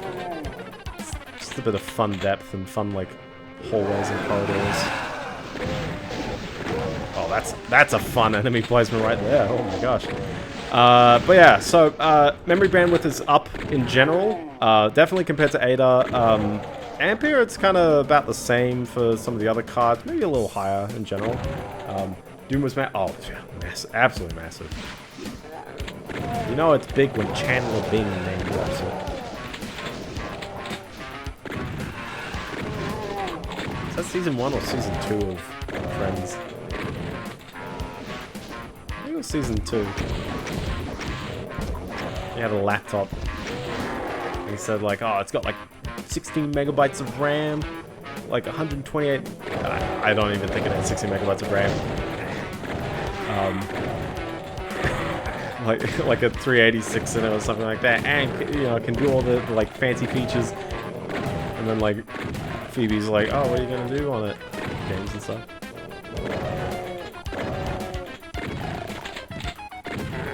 That's basically what I am right now, talking about all these specs of like, you know, GPUs, and people still call them gaming GPUs, but yeah, this is where I get into my big point of, you know, you buy a card, do you use the whole card? It seems that Nvidia are trying to measure AI tops as basically, oh, the sky, hold on, back up, we gotta look at the sky for a hot second, wherever it's gone, the sky's gone missing, that red keycard is tempting me right there, just orange.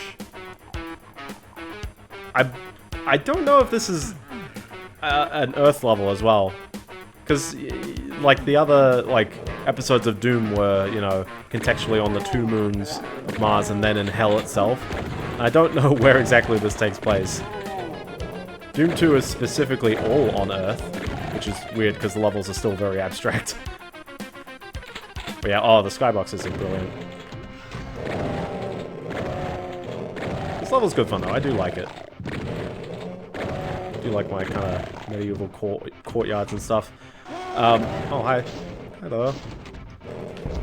But yeah, Nvidia really want to tout like the AI tops and basically try to advertise the it takes place in Florida. You know, it kind of does look like Florida. All the, you know, wood.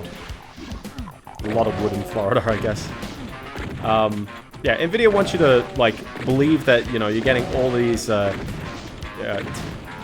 you know, trillions of operations per second. Oh, I've jammed him. Gimmick alert. It is definitely... A part of me thinks that it's really, really neat in the sense that I'm not saying, like, AI is going to absolutely change the world, because it's like, someone's going to think of, like, the best, like, purpose for that kind of stuff. It's oversold in so many places, and people trying to shovel it into so many use cases where it's like, bro, just...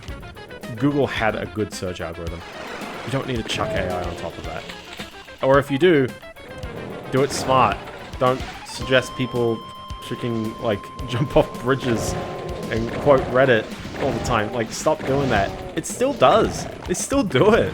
They tried fixing it. It still does. Like, tell you to, you know, off yourself and, you know, many responses because people replied, you know, like that kind of stuff on the internet in so many places. And the language models are, like, really, really, you know, not great at, like, curbing that stuff out. Because they don't understand the underlying systems. The easy example I found was last week, you could ask ChatGPT, is the current year a square number? And if you do the math, yeah, 2025 is indeed 45 squared. We have hit a square number of the year, which is pretty neat. But ChatGPT, as a language model,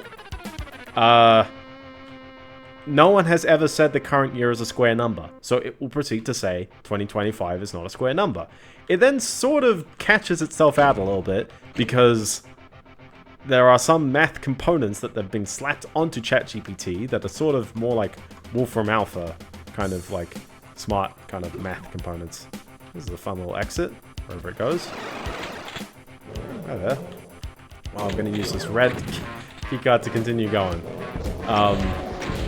So it hitches itself and it goes, oh, hang on, wait, 45 squared is 2025, therefore sure. But the original message got confused and, yeah, it's all over the place, ChatGPT. That should be your clear sign that, like, these things are just glorified search engines. Somewhat, you know, language models should serve language purposes. You can train models to give you responses that meet certain criteria. That's not even a ledge you can stand on. Interesting. But ultimately, you know, AIs are as good as the models that are used for them. They're not, well, yeah, they're not people. So, first of all, stop expecting them to be people. If you're a business and you employ people, and you're basically trying to bank on AI replacing all these people in the near future so you can run your high employee, you know, system with AI, it's not really going to happen. You really need these to be used as tools to assist people in existing use cases. I think they're great. You know, that some people will call them glorified spell checkers, and they definitely can serve a spell check purpose, but there's quite a bunch of use cases. It's just that they're not being used in great scenarios. I think a lot of people are like touting code auto-completion, and as a language model, I think syntactically they can work okay in code completion, but not to scale. I think there's a big scenario I see, you know, trying to use where it's like, oh, at some point we can just start like giving instructions and then suddenly like the code will write itself and we don't even need software engineers, which as a software engineer, I think I'd be very biased in saying, hey, you know, I'll point out all the flaws. I keep bouncing off things in very weird ways, right, in this level. But in practice, I've seen a lot of these basically like stumble. First of all, people don't, like, managers do not describe use cases very well. They have requirements, and then they go like, person does this, and it's like, there are so many edge cases and things that it's like, you need an engineer to like think of that stuff, because managers don't. Product owners get closer, but engineers do indeed think of the every situation. There are 22 secrets in this level, by the way. This came out a year before Duke Nukem, by the way. Listen, I found the secret exit, but I really don't know where all the secrets are. There's a lot of secrets given to Unruly Evil. Also think about it, we've only got 5 more levels left of Doom 1. 36 Doom 1 levels to play through, and this is the 32nd of them. It's really been such a journey, hasn't it? So I should probably give a retrospective eventually. But yeah, AI certainly is used for a lot of gimmicky things. I think Nvidia are very smart in the things that they show off, though. Although I will say, please go back to Nvidia's 2018 GTC keynote. This is from March. This is nearly 7 years ago. That is a secret, by the way. This GTC keynote from 2018 showcases many of Nvidia's soon-to-be overused tropes, such as starting the conference with a robotic voice saying, I am an AI, I am a learner, I am a healer, I am a teacher, I am even the composer of this music. They did that in 2018, and I think they used that right up until mid-2022. It was very easy to constantly keep recycling that. Also, talking about AI as if it were a product in 2018, which is a little bit ahead of the curve. Just a little bit. I do think this level's interesting, but I think it's actually a short one at the end of the day. There it is. There it is. But a lot of the use cases were quite interesting in the sense of what they'd mean for end users. A good number of them are used for AI, from gaming as well. So there were some that they showed, such as using things to basically enhance how lighting bounces off of objects, and therefore being able to effectively, you know, make things visually more interesting with fewer computed rays. which, okay, neat, sure. I'd love to see it in practice. I know a lot of people way back in the day, I think a lot of people would always meme on both AMD's TressFX and Nvidia's Hairworks. Both companies releasing individual solutions for solving the hair problem. And we're still at a point where hair is still not excellent. Because I don't think we've hit the nail on the head on why hair is the way it is. But Nvidia, like, you know, doing tons of stuff with physics was their product. Was sort of a bit of a precursor to this, is that they've sort of been targeting lots and lots of different, I hope you saw that, like, lift going up as well down there. They do, seizure, they do, hair is very difficult to draw. The biggest thing, and actually this is a massive one that nothing Nvidia showed off actually solves, the biggest thing I find that hurts photorealism is nothing moves right. We have motion capture, and motion capture still doesn't capture all the nuances and all the details. And that's expected given how motion capture works. Even facial motion capture doesn't quite detect all the little dimples and things and features of your face, and especially as well the mechanisms that pull your face into the directions that they do. It is better to be stylized, I agree. I think someone should always be chasing you know, realistic, but not everyone should be chasing realistic, because that's you know, you're gonna get a lot of hideous games. Also, you can stylize in the realistic things. For example, like lots of movies. You know, even like people will meme on Marvel movies, but it's like there's some technology in Marvel movies that are like quite groundbreaking for the time, or just any other kind of movie. There's lots of movies doing things where it's like, yeah, we know that like we're being completely fake in like bits. Avatar's a good example. You know, Blue Aliens don't need to be that realistic.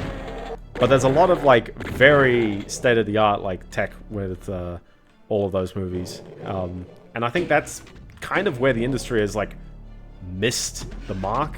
I'm going to meme a bit on how Ubisoft does a report where Ubisoft potentially are, like, one step away from bankruptcy. Also, by the way, you're going to see some levels end like this, where they end in the skybox. Hold on, I'm missing one item! How did I manage to find and kill everything in this level? Except for one item. That was only 4.5 minutes as well. I told you that'd be a short one. Is this a level I think is funky? It does have the little fountain parts, which are a nice staple of various Doom architectures. And it's got the music again. But yeah, one of the other things as well that they showed off was neural faces. Yeah, they delayed AC Shadows. They delayed it onto another... People were memeing that, like, the original... Or, not the original, because it was delayed for the first time. But the February release date was the day of, like, a tragedy in Japan. And now they've moved it to another day that also has, like, a tragic scenario.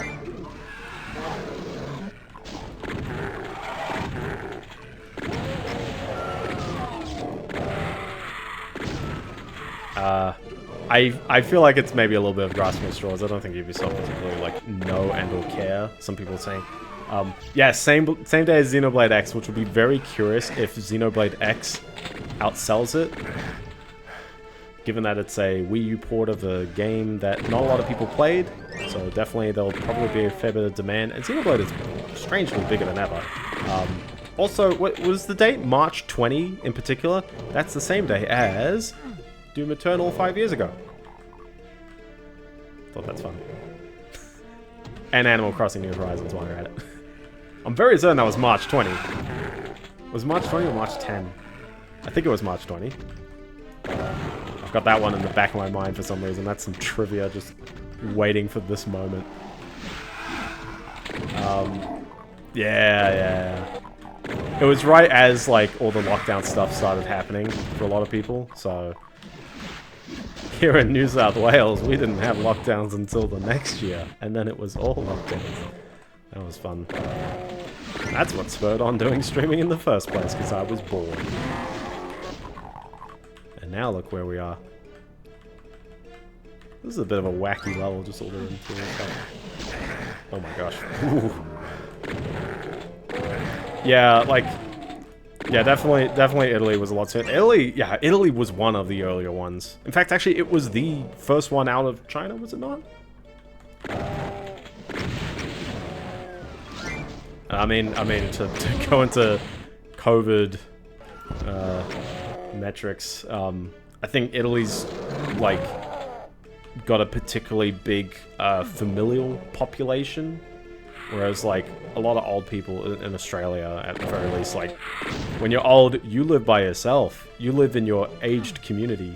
Whereas, you know, there's a big, strong push for family homes, I think, in Italy. And so when you have a thing that affects old people, and your old people live with all the young people, that's a recipe. So, I need to get the heck out of that room. There's too many shotguns. But yeah, I don't think AI is a fad. Yeah, no, that's good. That's good. Yeah, I'm fortunate. My family as well was pretty safe during that. But yeah, it's a bit spooky because I mean, like, that was the one that actually did spread. We've had the other ones before, but they haven't been like anywhere near as contagious. And, you know, even if it's like the death toll, you know, depending on your demographic, actually isn't really like that rough. It's like, well, for the old people it was, and when it spreads, that's not fun for them. So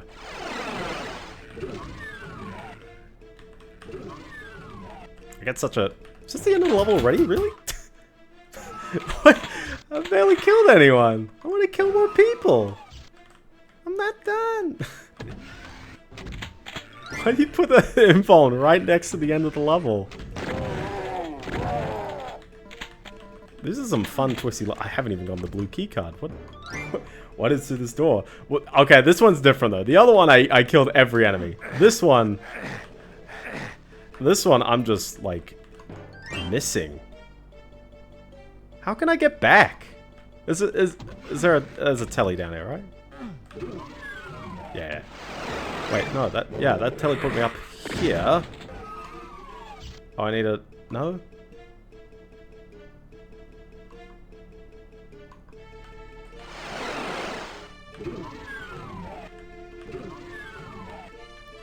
I don't even... Hold on, there's... Like, you're seeing this wall right here, and it's like, oh, there's gotta be, like, something you can do, right? Unless it involves coming out of that window. Yeah, it probably does come out of the window. I don't even need it, because I've already got the BFG, but still. I mean, yeah, like, there ought to be a way to get back up in the level.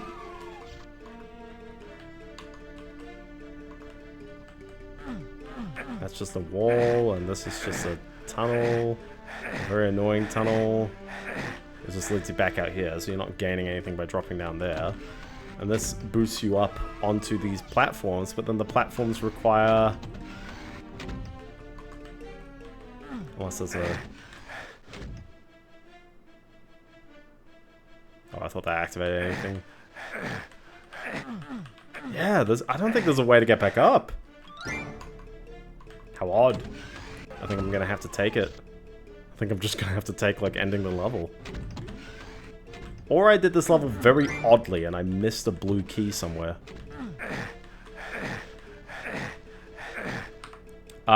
Mental note, let's go back for this level. E4M5. There's a level select in this port, so I can show off the level in a bit more justice. Against the Wickedly. I like this level. I remember liking it. It starts off with like a hexen kind of canyon area. But yeah, is AI a fad? No, but definitely the use cases, they need, at least for games, they need their purpose. And I think a lot of games, developers are too stuck. They are too stuck in designing games as if they were games from, like... Well, actually, no. Developers are sort of going backwards in terms of... Game developers going backwards in terms of, like, how they approach games. No longer is there research and developing and discovering cool new techniques. A lot of games are sort of out there just kind of pushing like the numbers and pushing the freaking like get the game out. It's photorealistic. It's marketing enough. Yeah, VR was going to be the next big thing. Yeah. At least with VR, it's like I can point to it as a gimmick. I do believe ray tracing is inevitably how games are gonna like be looking, but we have yet to experience any game that really like makes sense other than Quake 2. The irony that it's Quake 2 of all games. That's like the one thing that actually makes the ray tracing look alright, but there's so many other games where it's like it's basically like doing the approximations that people already did. And it's weird because like people are like very like antagonistic towards fake frames and even somewhat upscaling, although I think people are okay with the upscaling. But at the end of the day, rasterization is lying to the end user. For example, if you ever run a game with an ultra-wide monitor and you look at the edges of the display and you go, huh, everything is all stretched out at the edges of the display. That is because rasterized is basically a mathematical approximation that converts triangles in the world into coordinates that map onto a monitor. And it is not accurate at wide oblique angles. It converges into something that's actually pretty darn close at the focal point, at the center of the frame, but it is not perfect at the edges. Weirdly, I think people are actually like convinced, or like people think they'll look weird if you actually go back to a fisheye kind of model. So we've stuck with the oblique perspective stuff going on. And there's a lot of... I'm just going to take off the team. Oh boy, did I actually just fire a rocket? And then I ran into it, basically. Did I say I like this level? I mean, I hate this level. Just starts off in a bit of a chaotic state there. But yeah, ray tracing is... well, you know, lighting is a big farce because all it is that it's basically multiplying, well not multiplying because that's sort of generalizing too hard, but it's doing a mathematical operator off a perceived brightness of an object, and therefore then how bright does it translate into a pixel space. We can also do that based on the geometry itself, but we're not actually doing anything fancy based on the lights. We're sort of cheesing, like Doom, for example, right now is definitely not doing the realistic, kind of lighting model, because clearly things are brighter when they're closer to the player and everything's kind of flat lit. But my point still stands of like, oh, okay, well, you do what makes sense. Also, you like how it's a ledge where each direction goes a different teleporter.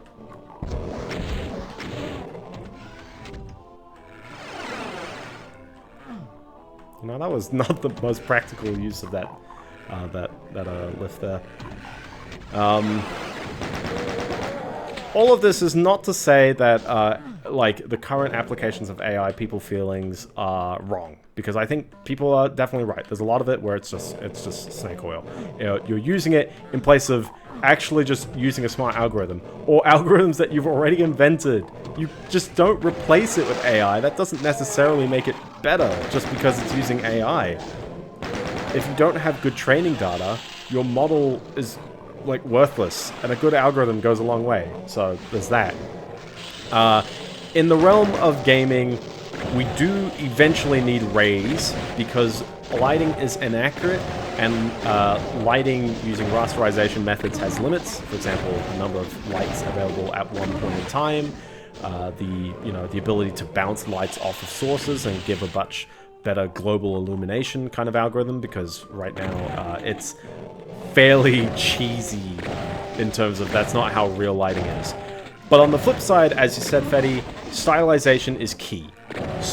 Movies, despite being really filmed by real people using real cameras, uses fake lights all the time. A lot of people forget that, and so they want their video games to look like the fake movies, which means you introduce fake lighting. You do what people like want as the visually best kind of outcome. And that doesn't necessarily mean real. And I think a lot of game devs, you know, struggle. They just... It's just like, oh my gosh, guys, like, just freaking do something that's striking, because people really think that reality is unrealistic. Yeah, exactly. Well, I don't want my games to look like reality. I want them to look like, you know, games. It's like the most useless teleport I just did as well. So I've got a blue key. I'm trying to figure out which one of these doors I go through. Because that's most of the enemies. I think I'm going to need to go through the south door. It's kind of annoying. You kind of have to take a whole hit just off this lava. I mean, this guy... Yeah, there we go.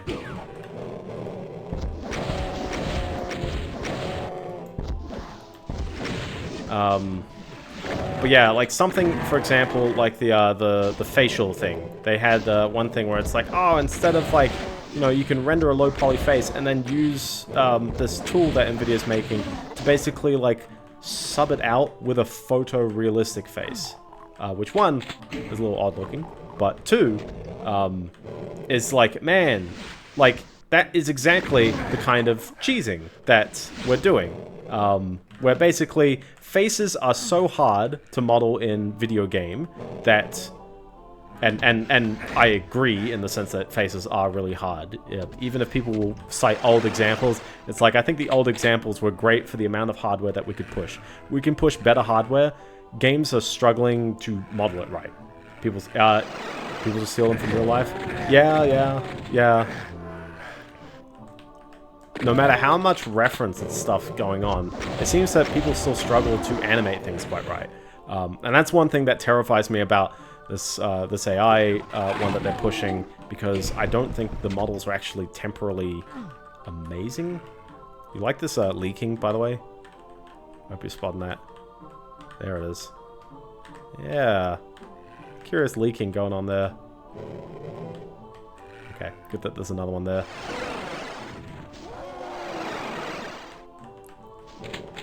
A very cheeky level. There's just ledges and stuff that go all over the place, but trust me, it is leading you towards more enemies.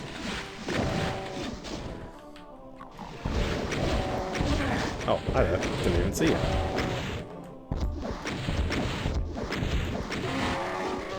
There we go. Yeah, I don't think it's quite absolutely excellent and amazing. Also, just as another example, PUBG is showing off that they are doing an AI... Oh, hi there. PUBG is showing off an AI model that's... I'm going the wrong way as well. Oh, there was a bridge the whole time. I could have just waited for the bridge to activate and then just walk back. Yeah, I was surprised by that as well. But they're trying to show off that you can basically run duos with an AI companion who really tries to pretend to be human. You can call out, and he'll try and respond with voice. He'll attempt to play like a human, I guess, whatever that means. He'll sometimes call out for you as well, so he'll like spot enemies and go, hey, visually this is something that I've witnessed. And I really like this in theory. In practice, I'm actually curious if it's even going to work quite right. But, like how this... Oh, this is going to be fun. They've set me up. They've set me up.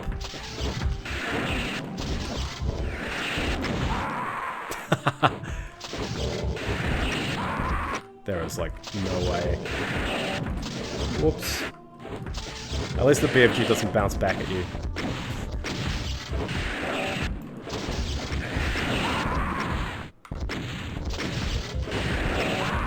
We're trying. Ugh. Ugh.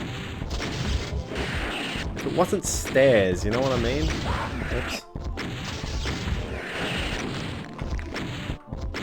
May have gotten very overkill just then. Well, still getting very... It's worse than close quarters as well. It's close quarters with like this as my ledge. And you can't, yeah, you can't dance around. Like the fight for E2M8 for the boss level, it makes sense. Here, it's just like, it's just, I'm cheesing it. I don't care how much BFG ammo they've given me. I'm really cheesing it. So, at the end of the day, though, Nvidia is throwing a bunch of this technology into the graphics cards, and a lot of it is a bit of, vendor exclusivity going on in the sense of, if you buy an Nvidia GPU, you'll get all these wonderful technologies that are optimized and designed exactly for the hardware that you have. Oh, look at that. Easy. I think that actually was powered by the enemy as well, so you had to do it. You had to do it. We've only got 2 levels left, and technically E4 M5 again.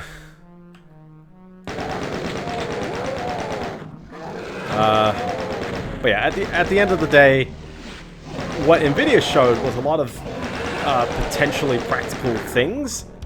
Quite a bunch of it, I'm like, hey, there is developer incompetency and there is sort of cheesing. But it's also not new for Nvidia to do this, in the sense of games have always been trying to do these fancy technologies, and maybe one of them sticks. Maybe one of them is like physics, which really does stick, and actually sells your graphics card in a very curious way. Physics actually was a big reason to buy Nvidia in the enterprise and the workstation. It was actually a fairly competent physics modeler, and then they designed lots and lots of features of the cards that it sort of rose the prices up a bit, but they were cool for physics. And then eventually, I think they tried to sell. I love these doors immediately going down. By the way, they tried to sell physics accelerators like separately. That didn't quite work out as well because people needed all the other stuff. Oh boy, I wonder what happens when you try to pick up this. Just one Kako? Easy.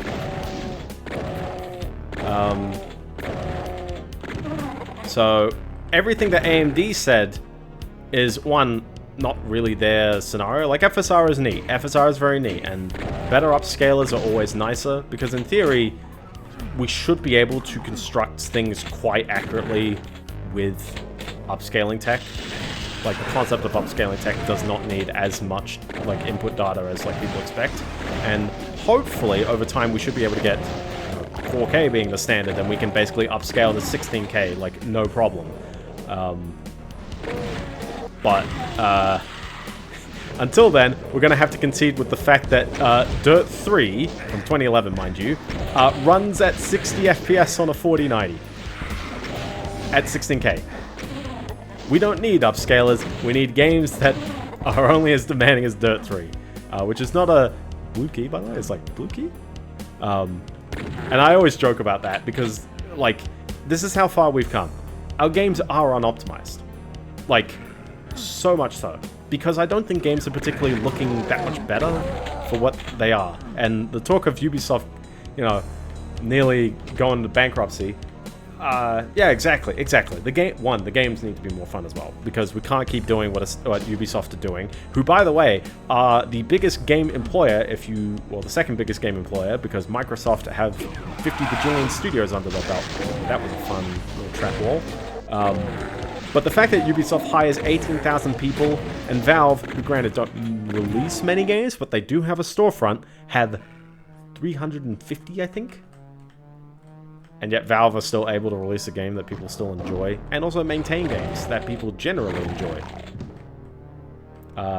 Fun fact, by the way, was it Larian?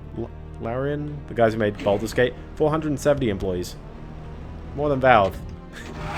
I don't treat Valve as an indie dev because it seems weird to say Half-Life 2 is an independently released game. I'm very certain they still required Sierra for distribution at the time, so maybe it actually isn't indie in that definition. But certainly it's like Valve haven't grown that big as a company, and yet somehow they get profits. Game companies, take note. Just literally make things that people want. Don't gouge them out. Be a good word-of-mouth freaking product. Don't go so aggressive that you try to chase, like, everyone's... He's gone somewhere. They're trying to chase a profit that, like, may or may not exist. This is a fun little level as well. I like this one. Oh, I just want to jump off this ledge and get the thing. So, okay, where are we going? Let's drag me out. I need a red key to go in it. I did pick up the blue key, though, so that means I can open this door. Hi. Was that the one that teleported? I think it actually was. That's a fun room. Okay, now I got the yellow key. It's kind of on them. They didn't color any of these doors in the world. So it looks a bit odd. Oh boy, you can tell exactly what's about to happen here. It really doesn't trap me in, but sure. Complaints will do all they can to avoid simply... Well, at the end of the day, like, these companies, hopefully, aren't averse to releasing good products. It's just that the profits are so, like, far off that they need to do all this, like, scrimping and all this, like, just chasing the profits, that inevitably they have to destroy their products in order to make it work out, which is very disheartening. Assassin's Creed... Oh. Fun sound, by the way. There he is. Hey, at least there's an invuln. I like how this is the, what, third Cyber Demon of the episode as well? Just thought that's fun to note. What was the reason why this... Oh, this revealed.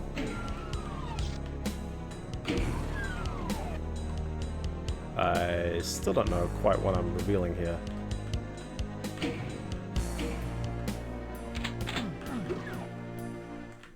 It's cool that there's another one, I guess. In case you need it.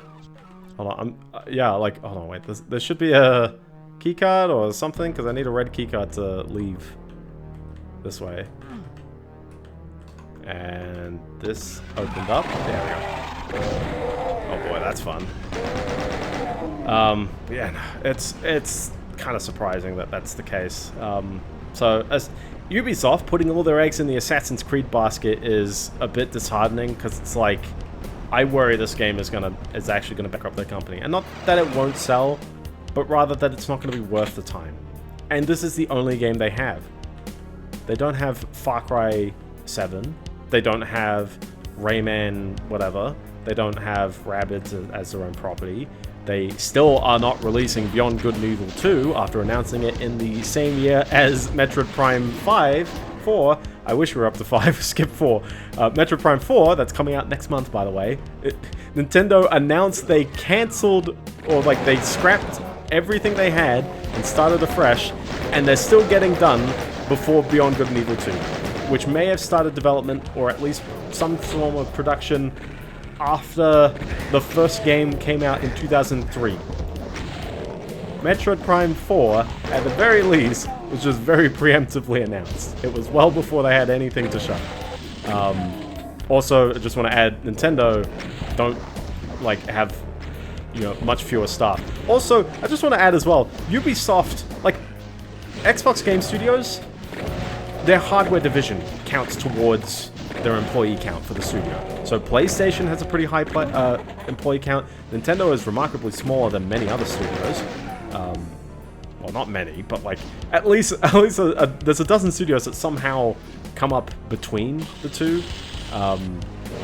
Zynga is weirdly high for some reason. I'm like, when was the last time I've ever heard of a Zynga product being relevant for me? Given that they still hire people, they probably make money in some absolutely bizarre way, but okay, sure. Was whoever the devs of Genshin Impact, because now they've got like 3 really fairly big games running all at the same time. It's like, oh, I understand like why you're chucking a lot of developer effort at that. Ubisoft though, it's like, you know, they make big games, but do they make such considerably big games well above the output of other studios? It's like, I'd argue there's many other game studios that just release more games, and generally just making stuff is more profitable than trying to sink all your eggs into one basket. Also, Ubisoft have missed the games as a service boat, because I think they were relying on XDefiant to last longer. And that's gone. I think there's a Tom Clancy game. I think. Are they still using Tom Clancy's name? I think they are. Like, what are they doing?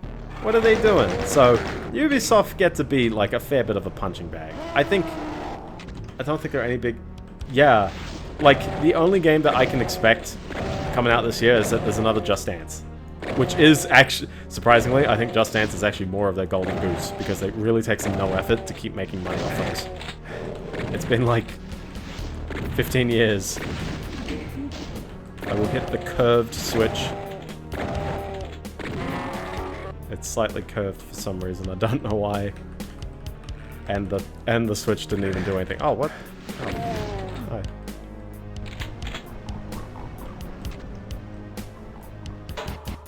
Nice level.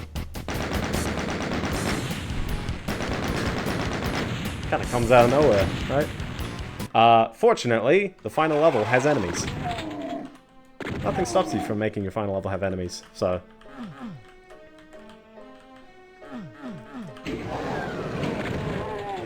I'm very certain though.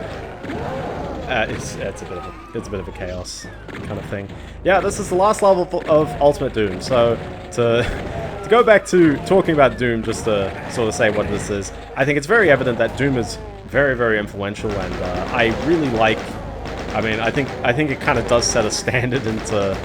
It sets a lot of standards for first-person shooters. The you know, its presentation, the variety of its enemies, the method of which the levels emerge and sort of flow and open up. Generally, the difficulty and what people consider as a boomer shooter really ties a lot of credence to this game. Even this game has one of the most classic shotguns. It's so iconic. For some people, maybe a bit dangerously iconic, but certainly it is fun and very well realized, and all of its kind of quirky parts really stem from just sort of weird level design. And maybe the original game does have its like engine limits that it really tries to run against. I would definitely say that despite people saying, you know, everything runs Doom, Doom was a decently demanding game at its time. Not too demanding, but a lot of people, I think, needed either like a 286 or something. No, this was in the era a lot of video games required hardware that was maybe even only 3 years old, tops. I love this part over here, which I really hate that guy is like chilling right here, ruining my day.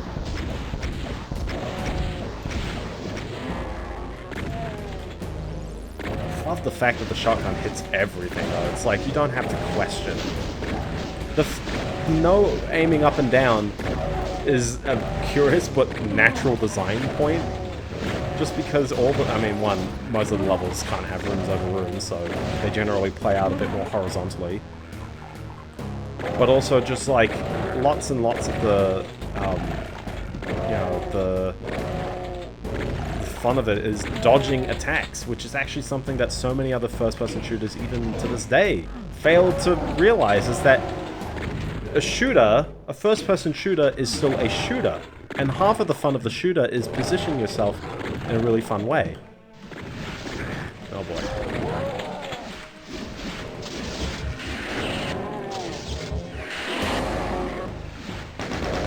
We're good. I got there.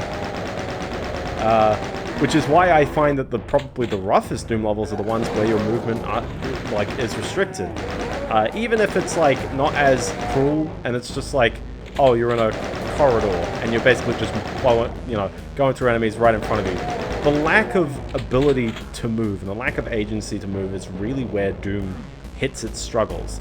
It doesn't come up very often in its core levels, but certainly the best Doom levels are the ones that open up and really have all that ability to do whatever and to really go anywhere you want.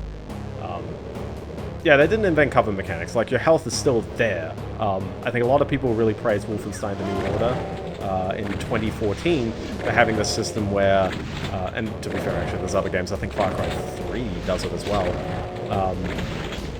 where you have like segments of health, and if you lose a segment of health, you need a full med kit to recover that segment back. Actually, I think Far Cry 2 also had that. I think. Maybe. But if you were partially wounded, then taking cover would protect you. It's a very cheeky end to this. Wolfenstein: The New Order basically gives you, it gives you a flat, like, you will recover up to 25 health, and that's enough to, like, cover base, whatever you want for the whole game. But the pro tip for Wolfenstein: The New Order is to be, like, mobile and rely on overhealing. And it's sort of like, well, you know, the reason why they want that is because it's impossible to not take damage in some places. And if you had to stop at 1% health, you'd be stuffed. So, aka me and E4M2. But the other thing as well that Doom really gets right is that its enemy variety is really good fun. Doom 2 really cements this. I think Doom is a runaway success, and Doom 2 was a runaway success on the runaway success because it capitalized exactly on what Doom is the most fun about. And I think some people will have some, opinions about different things in Doom 2, but certainly some set of elements from Doom 2, I think a lot of people will go, hey, that's amazing. We will get more into what makes Doom 2 Doom 2 later on. For now, this is the final area of the Ultimate Doom, which unfortunately ends in a spider mastermind along with 50 million other enemies. It is kind of annoying. He is fortunately attacking everyone else, but unfortunately the BFG doesn't discriminate.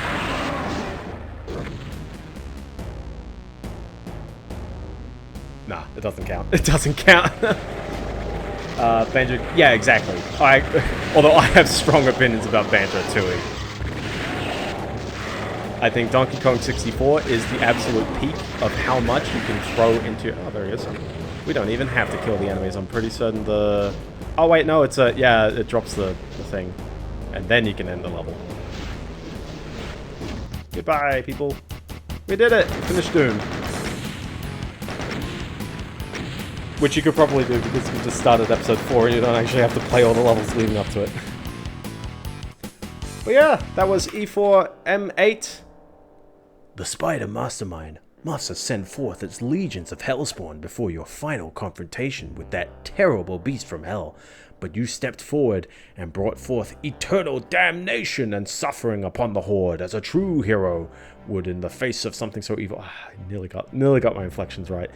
Besides, someone was going to pay for what happened to Daisy, your pet rabbit, but now you see spread before you more potential pain and gibitude as a nation of demons run amok among our cities.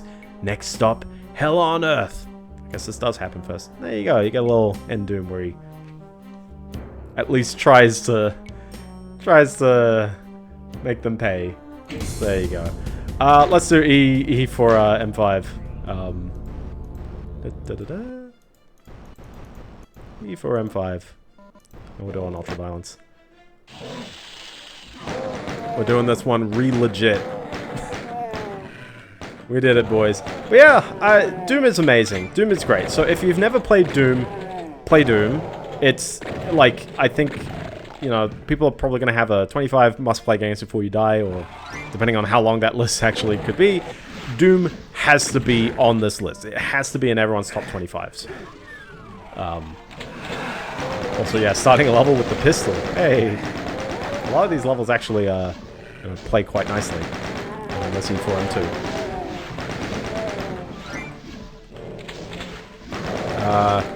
No BFG for me, so I'm hoping I don't need it. Yeah, if there's one thing I do wish is that, like, Doom has... the chain gun, which is the better pistol, and it's got a shotgun, and then it's like the rocket launcher is a bit tricky to use in some situations, and the plasma is done quicker than you'd sometimes expect.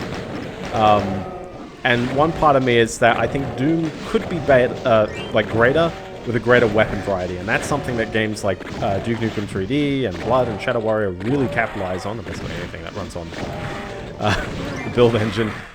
Lots of other games really tried to go fancy with the weapons. For better or for worse, but I think it's a good variety point. Yeah, no, I'm not doing E4M2 with a pistol start. It's not happening. I'm still playing on Ultra Violence as well, so... I'm trying to get there.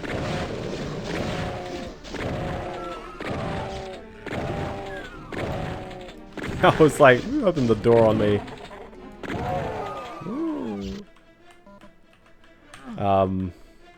Yeah, no, I think Doom's worth a playthrough. Definitely. There are many console ports of Doom because everyone wanted Doom on their, their consoles, and that also elevated Wolfenstein and Quake by extension You know, the legacy of Doom does span into Quake, which I've already played Quake 1 and Quake 2 on this channel, so I don't really think I need to go into too much detail about why Quake 1 and Quake 2 are so influential. But I definitely say Doom is where it's at, and Doom gets nearly everything just full right. And I think part of, yeah, what makes it so great is that it keeps the shooter in first-person shooter. And I just think the first-person perspective just accentuates what it is rather than, you know, does something, you know, tremendously... I mean, it is still unique, but you know what I mean, where it's like its layout still has the roots. And a lot of games that get rid of its roots suddenly then... What the heck's going on in there? Oh, that's the, that's up here. Yeah, okay.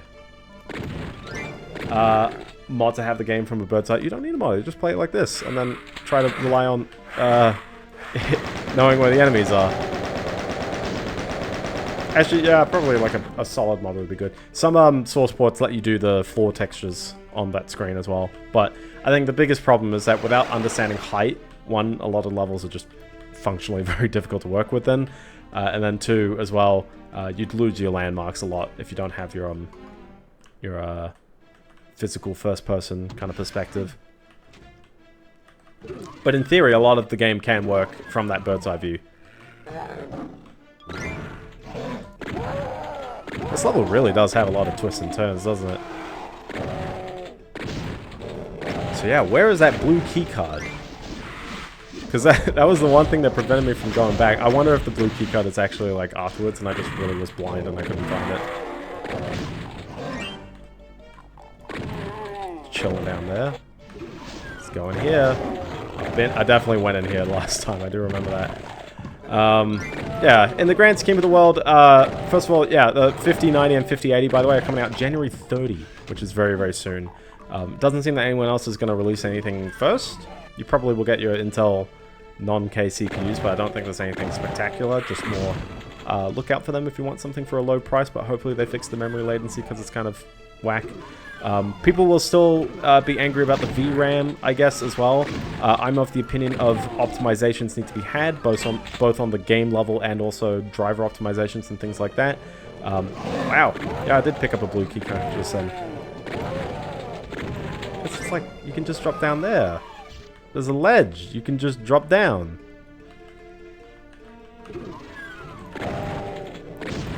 So I wonder what I was missing. Probably a bunch of rooms, given that I've got way more kills than I had before. But should you go out and run out and buy a 5090? Well, one, if you were looking to buy a 5090, then I don't think any convincing is needed. It's gonna be the best card.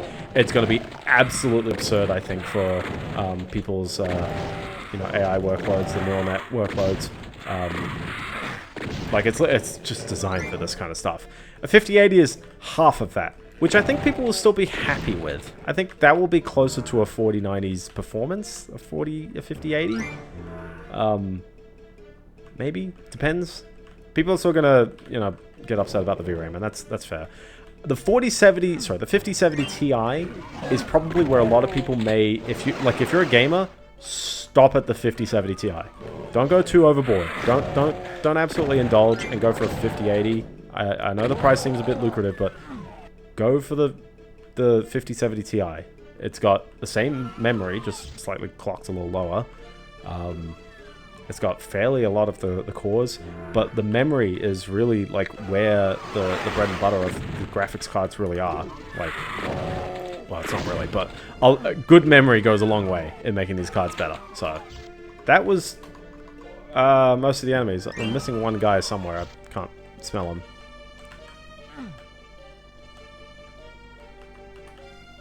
They did this in a Doom 2 level, by the way, so that's not even a secret. And that was most of the kills, and it was still a short level. So, okay, sure. There you go. And then it just keeps going. But yeah. Yeah, wait for reviews, of course. Because obviously there's going to be...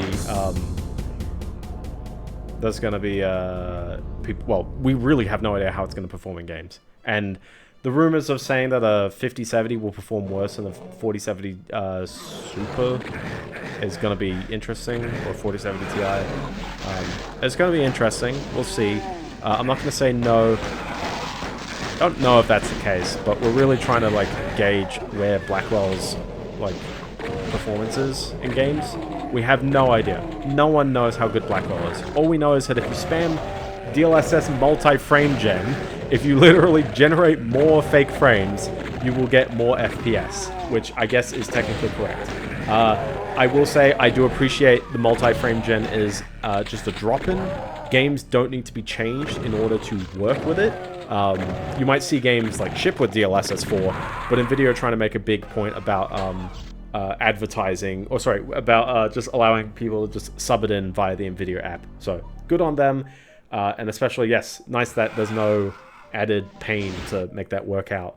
AMD needs to release a price for their product, and it better come out very soon, because Intel, at the very least, released their card a month before this. So people weren't comparing to the 5070, they were comparing to a 4070 Super, or something like that.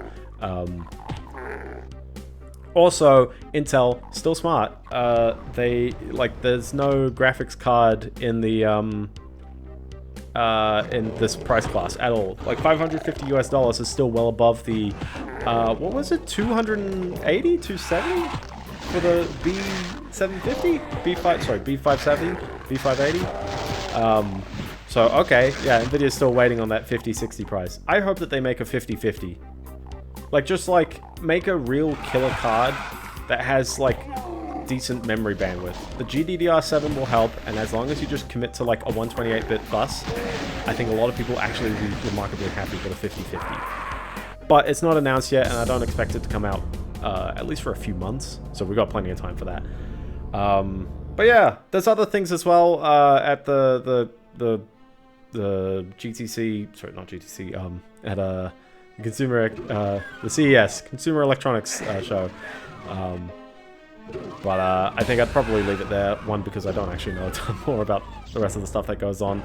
But lots of companies have stuff. Death to the swizzle, exactly. So with that, I would like to thank you so very, very much for watching. If you enjoyed this, or you didn't enjoy this, it actually doesn't matter. You can follow on Twitch, stream 8:30 PM Australian Eastern Daylight Time every Monday, and then the VOD will be on YouTube very shortly afterwards at some point. So thanks for chatting, and yeah, thanks for everyone who showed up, even the people who subbed their own channel. I appreciate it. So but yeah, and you can follow on the Fediverse as always, m.biendeo.com, where I said a couple of things about this, so there may be some things that I say on this, the Fediverse exactly. Yeah. Oh man, I managed to avoid talking about the Facebook rules thing, because I've got so many people on my Fediverse who are very, very like big proponents of Mastodon in particular.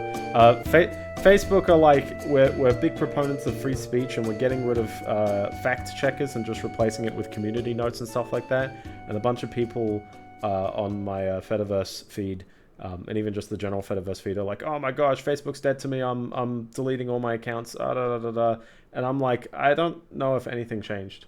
Like, I don't know. I don't use Facebook at all personally. I think I have an account because my parents still use the Messenger app, so I basically have that. But that's about it. I wanted to do a wider point on on talking about something big, but it's the end of the stream. We'll leave it there. So see you fellas. Have a good week, and we'll do Doom 2 very soon. See ya.